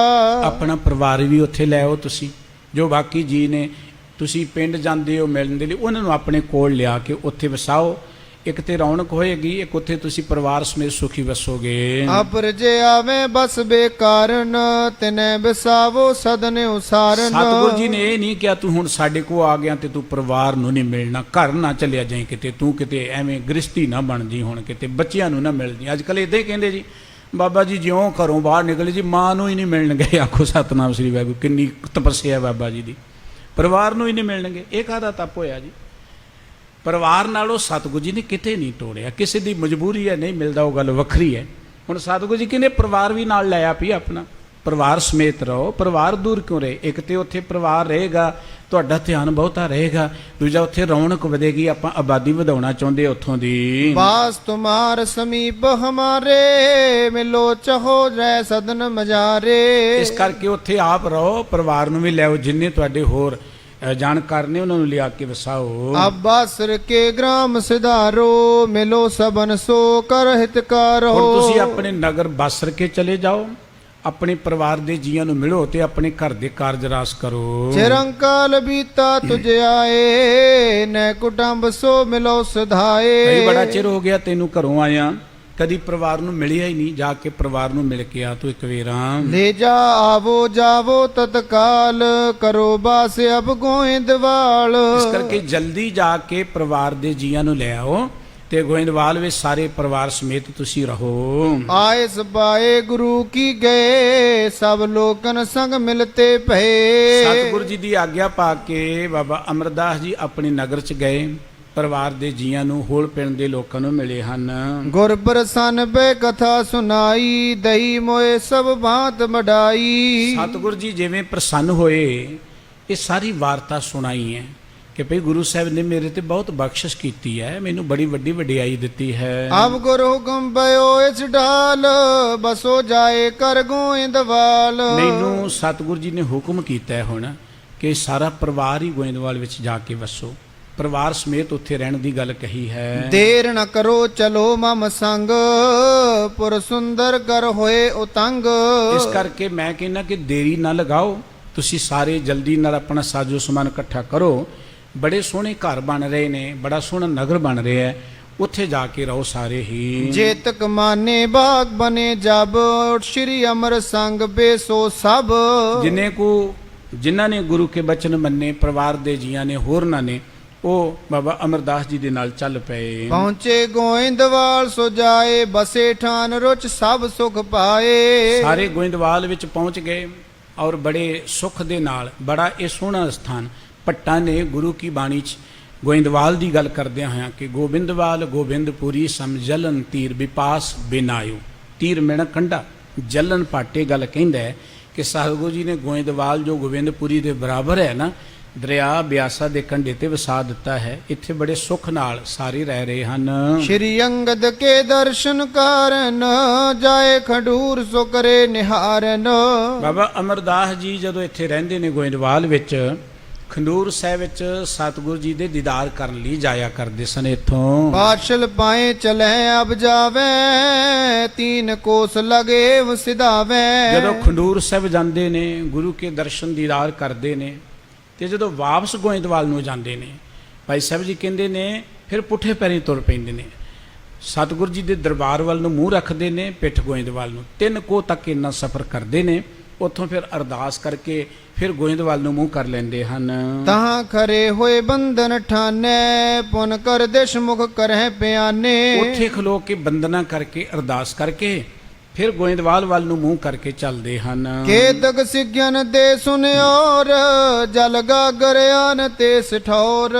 ਕਵੀ ਸੰਤੋਖ ਸਿੰਘ ਜੀ ਇਹ ਗੱਲ ਕਹਿ ਰਹੇ ਨੇ ਕਿ ਕੁਝ ਲੋਕਾਂ ਪਾਸੋਂ ਮੈਂ ਸੁਣਿਆ ਹੈ, ਕੁਝ ਲੋਕਾਂ ਪਾਸੋਂ, ਸਾਰਿਆਂ ਨੇ ਨਹੀਂ ਇਹ ਗੱਲ ਲਿਖੀ। ਉਹ ਗੱਲ ਇਹ ਹੈ ਕਿ ਜਦੋਂ ਸਤਿਗੁਰੂ ਜੀ ਨੂੰ ਇਸ਼ਨਾਨ ਕਰਾਉਂਦੇ ਸਨ, ਜਲ ਜਿਹੜਾ ਹੈ ਗੋਇੰਦਵਾਲ ਤੋਂ ਬਿਆਸ ਤੋਂ ਲਿਆਉਂਦੇ ਸਨ। ਪਰ ਸਵਾਲ ਇਹ ਹੈ, ਸਤਿਗੁਰੂ ਜੀ ਨੇ ਕਿਸੇ ਖਾਸ ਦਰਿਆ ਦੇ ਜਲ ਨੂੰ ਮਾਨਤਾ ਨਹੀਂ ਦਿੱਤੀ। ਖੰਡੂਰ ਵਿੱਚ ਜਦੋਂ ਖੂਹ ਹੈਗੇ ਸਨ, ਭਾਈ ਸਾਹਿਬ ਨੇ ਪਹਿਲਾਂ ਲਿਖਿਆ ਨਹੀਂ ਹੈ ਕਿ ਉਹ ਗੋਇੰਦਵਾਲ ਤੋਂ ਜਾਂ ਜਿੱਥੇ ਗੋਇੰਦਵਾਲ ਵਸਿਆ ਉੱਥੋਂ ਪਾਣੀ ਲੈਣ ਲਈ ਜਾਂਦੇ ਸਨ। ਖੰਡੂਰ ਵਿੱਚ ਖੂਹ ਸਨ, ਖੂਹ ਦੇ ਪਾਣੀ ਨਾਲ ਇਸ਼ਨਾਨ ਸੋਹਣਾ ਹੁੰਦਾ ਸੀ। ਜ਼ਰੂਰੀ ਨਹੀਂ ਕਿ ਦਰਿਆ ਦਾ ਪਾਣੀ ਬਹੁਤ ਵਧੀਆ ਉੱਥੋਂ ਲਿਆਉਂਦੇ ਸਨ। ਇਹ ਭਾਈ ਸਾਹਿਬ ਜੀ ਲਿਖ ਰਹੇ ਕਿ ਕਈ ਲੋਕਾਂ ਪਾਸੋਂ ਮੈਂ ਸੁਣਿਆ। ਉਹ ਆਪ ਉਹਨਾਂ ਨੇ ਪਹਿਲਾਂ ਨਹੀਂ ਲਿਖਿਆ ਕਿਤੇ ਕਿ ਕੁਝ ਲੋਕ ਕਹਿੰਦੇ ਕਿ ਦਰਿਆ ਤੋਂ ਜਲ ਲਿਆਉਂਦੇ ਸਨ। ਉਦੋਂ ਵੀ ਸਤਿਗੁਰੂ ਜੀ ਇੱਥੇ ਠਹਿਰਦੇ ਸਨ, ਪਰ ਉਦੋਂ ਠਹਿਰਦੇ ਸਨ ਜਾਂ ਲਿਆਉਂਦੇ ਸਨ ਇੱਕ ਵੱਖਰਾ ਸਬਜੈਕਟ ਹੈ। ਭਾਈ ਸਾਹਿਬ ਜੀ ਕਹਿੰਦੇ ਹੁਣ ਜਦੋਂ ਸਤਿਗੁਰੂ ਜੀ ਨੂੰ ਮਿਲ ਕੇ ਆਉਂਦੇ ਨਾ, ਜਦੋਂ ਗੋਇੰਦਵਾਲ ਵਸ ਰਿਹਾ ਤੇ ਇੱਥੋਂ ਤੱਕ ਪੁੱਠੇ ਪੈਰੀ ਆਉਂਦੇ ਨੇ। ਰਸਤੇ 'ਚ ਇੱਕ ਸਥਾਨ ਬਣਿਆ ਦਮਦਮਾ ਸਾਹਿਬ, ਸ਼ਾਇਦ ਉਹਦਾ ਨਾਮ ਹੈ। ਉੱਥੋਂ ਸਤਿਗੁਰੂ ਜੀ ਫਿਰ ਅਰਦਾਸ ਕਰਕੇ ਗੋਇੰਦਵਾਲ ਨੂੰ ਮੂੰਹ ਕਰ ਲੈਂਦੇ ਹਨ। ਨਦੀ ਵਿਪਾਸਾ ਤੇ ਭਰ ਲਿਆਵੇ ਸ਼੍ਰੀ ਗੁਰ ਕੋ ਇਸ਼ਨਾਨ ਕਰਾਵੇ। ਕਵੀ ਜੀ ਕਹਿੰਦੇ ਕੁਝ ਲੋਕ ਇਹ ਗੱਲ ਕਹਿੰਦੇ ਨੇ, ਸਾਰੇ ਨਹੀਂ, ਕੁਝ ਲੋਕ ਇਹ ਗੱਲ ਕਹਿੰਦੇ ਨੇ ਕਿ ਜਲ ਬਿਆਸਾ ਨਦੀ ਤੋਂ ਲਿਆਉਂਦੇ ਸਨ ਤੇ ਤਾਂ ਇਸ਼ਨਾਨ ਕਰਾਉਂਦੇ ਸਨ।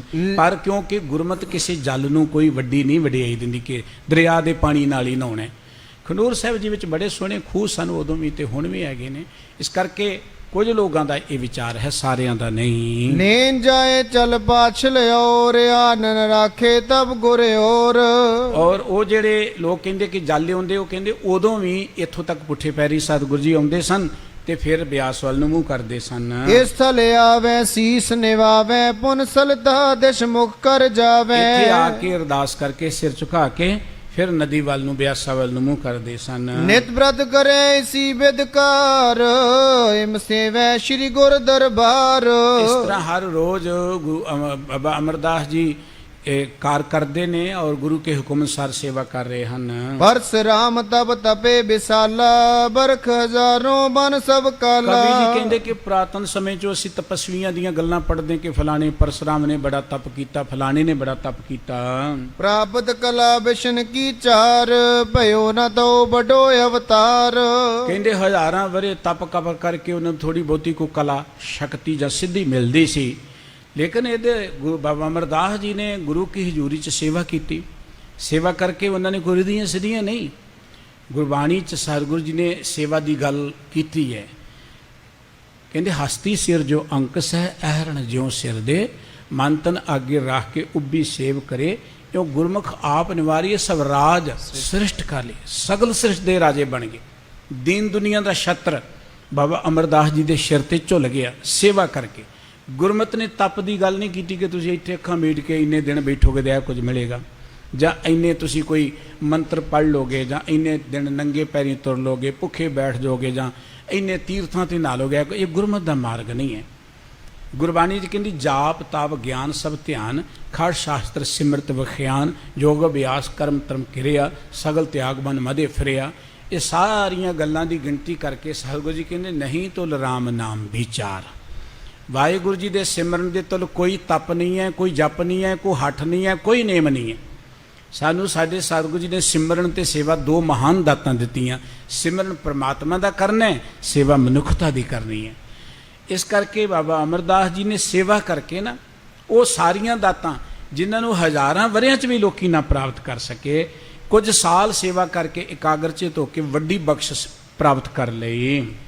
ਇਨੋ ਇਕਾਦਸ਼ ਸੰਮਤ ਮਾਹੀ ਸੇਵਾ ਕਰੀ ਰਜਾਏ ਤਾਹੀ। ਇਕਾਦਸ਼ ਦਾ ਅਰਥ ਹੁੰਦਾ 11-12 ਸਾਲਾਂ ਦੇ ਵਿੱਚ ਉਹ ਲੋਕ ਜਿਹੜੇ ਹਜ਼ਾਰਾਂ ਵਰੇ ਤਪ ਕਰਕੇ ਇਸ ਅਵਸਥਾ ਨੂੰ ਨਾ ਪਹੁੰਚ ਸਕੇ, ਉਸ ਅਵਸਥਾ ਤੇ ਪਹੁੰਚ ਕੇ ਬਾਬਾ ਅਮਰਦਾਸ ਜੀ 11-12 ਵਰਿਆਂ 'ਚ ਹੀ ਸੇਵਾ ਕਰ। 11-12 ਵਰੇ ਦੀ ਵੀ ਗੱਲ ਨਹੀਂ ਹੈ ਇੱਥੇ, ਤੇ ਕੋਈ ਇੱਕ ਛਿਨ ਵੀ ਇਕਾਗਰਚਿਤ ਹੋ ਕੇ ਗੁਰੂ ਦੇ ਪਿਆਰ ਜੁੜ ਜਾਣਾ, ਇੱਕ ਛਿਨ ਉਹ ਵੀ ਬੜਾ ਮਹਾਨ ਹੈ। ਪੂਰਨ ਬੈ ਪ੍ਰਭੂ ਅਵਤਾਰੇ ਜਗ ਮੈਂ ਦਾਸੂਦਾਰ ਹਜ਼ਾਰੇ। ਔਰ ਗੁਰੂ ਅਮਰਦਾਸ ਜੀ ਮਹਾਰਾਜ, ਬਾਬਾ ਅਮਰਦਾਸ ਜੀ ਮਹਾਰਾਜ ਸੇਵਾ ਕਰਕੇ ਪੂਰਨ ਅਵਤਾਰ ਬਣ ਗਏ। ਜਗ 'ਚ ਉਹਨਾਂ ਦੀ ਵਡਿਆਈ ਬਸ ਪਸਰ ਗਈ ਹੈ। ਭੱਟਾਂ ਨੇ ਗੁਰੂ ਕੀ ਕੀਰਤੀ ਕਰਦੇ ਆ ਬਚਨ ਕੇ, ਗੁਰੂ ਅਮਰਦਾਸ ਪਰਸੀ ਹੈ ਪਹੁਮ ਪਾਤਕ ਬਿਨਾਸ ਹੈ, ਗੁਰੂ ਅਮਰਦਾਸ ਪਰਸੀ ਹੈ ਸਿਧ ਸਾਧਕ ਅਸਸ ਹੈ, ਗੁਰੂ ਅਮਰਦਾਸ ਪਰਸੀ ਹੈ ਅਬਉ ਲੱਭੇ ਘੋ ਚੁੱਕ ਹੈ, ਗੁਰੂ ਅਮਰਦਾਸ ਪਰਸੀ ਧਿਆਨ ਲਹੇ ਪਉ ਮੁੱਕ ਹੈ।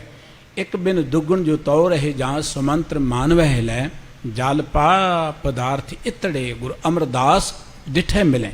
ਗੁਰੂ ਅਮਰਦਾਸ ਜੀ ਦੇ ਦੀਦਾਰ ਕਰਦੇ ਇੰਨੇ ਪਦਾਰਥ ਮਿਲਦੇ ਨੇ।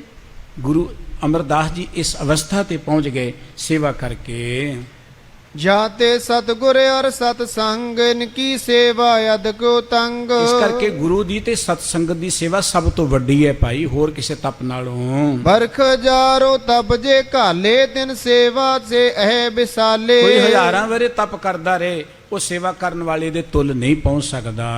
ਜਬ ਕਾ ਬਿਆ ਬਿਆਰੇ ਆਗੇ ਕੇਈ ਸੇਵ ਬਿਖੇ ਮਨ ਲਾਵੇ ਜੇਈ। ਜਦੋਂ ਵੀ ਹੁਣ ਵੀ ਜਾਂ ਆਉਣ ਵਾਲੇ ਸਮੇਂ ਜਿਹੜਾ ਵੀ ਸੇਵਾ 'ਚ ਮਨ ਲਗਾਏਗਾ, ਗੁਰੂ ਕੀ ਮਨੁੱਖਤਾ ਦੀ ਸੇਵਾ 'ਚ ਮਨ ਲਗਾਏਗਾ। ਸ਼੍ਰੀ ਗੁਰੂ ਅਮਰਦਾਸ ਕੇ ਭਰਾਤਾ ਆਇਓ ਰਾਮਾ ਤਹਾ ਜਮਾਤਾ। ਗੁਰੂ ਅਮਰਦਾਸ ਜੀ ਦੇ ਭਰਾ ਵੀ ਇੱਥੇ ਆ ਗਏ, ਉਹਨਾਂ ਦੇ ਜਵਾਈ ਭਾਈ ਰਾਮਾ ਜੀ ਵੀ ਇੱਥੇ ਆ ਗਏ ਹਨ।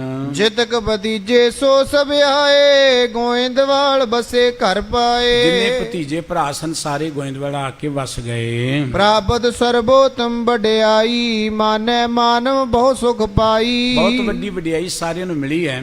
ਬਾਬਾ ਅਮਰਦਾਸ ਜੀ ਨੂੰ ਸਾਰੇ ਹੀ ਬੜਾ ਸਨਮਾਨ ਦਿੰਦੇ ਹਨ।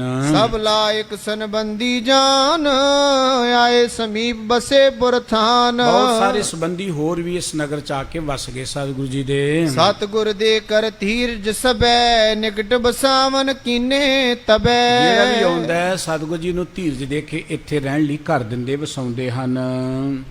ਇੱਕ ਦਿਨ ਸ਼੍ਰੀ ਗੁਰ ਅੰਗਦ ਗੁਰੂ ਦੇਖਣ ਗੋਇੰਦਵਾਲ। ਜਿਵੇਂ ਸਤਿਗੁਰੂ ਜੀ ਨੇ ਗੋਇੰਦਵਾਲ ਨਗਰ ਵਸਾਇਆ ਹੈ, ਗੁਰੂ ਅੰਗਦ ਦੇਵ ਜੀ ਵੀ ਇੱਥੇ ਆਉਣਗੇ। ਜੋ ਬਚਨ ਵਿਲਾਸ ਹੋਣਗੇ ਜਾਂ ਅਗਲੀ ਜੋ ਵਾਰਤਾ ਆਪਾਂ ਫਿਰ ਸਰਵਣ ਕਰਾਂਗੇ ਜੀ। ਅੱਜ ਦੀਆਂ ਇੰਨੀਆਂ ਬੇਨਤੀਆਂ ਪ੍ਰਵਾਨ ਕਰਨੀਆਂ, ਭੁੱਲ ਚੁੱਕ ਦੀ ਖਿਮਾ। ਸਤਿਗੁਰੂ ਜੀ ਸਾਰਿਆਂ ਨੂੰ ਆਪਣੇ ਦਰੋਂ ਸੇਵਾ ਤੇ ਸਿਮਰਨ ਦੀ ਦਾਤ ਬਖਸ਼ਿਸ਼ ਕਰਨ ਜੀ। ਪਿਆਰ ਸਹਿਤ ਬੁਲਾਓ। ਵਾਹਿਗੁਰੂ ਜੀ ਕਾ ਖਾਲਸਾ, ਵਾਹਿਗੁਰੂ ਜੀ ਕੀ ਫਤਿਹ।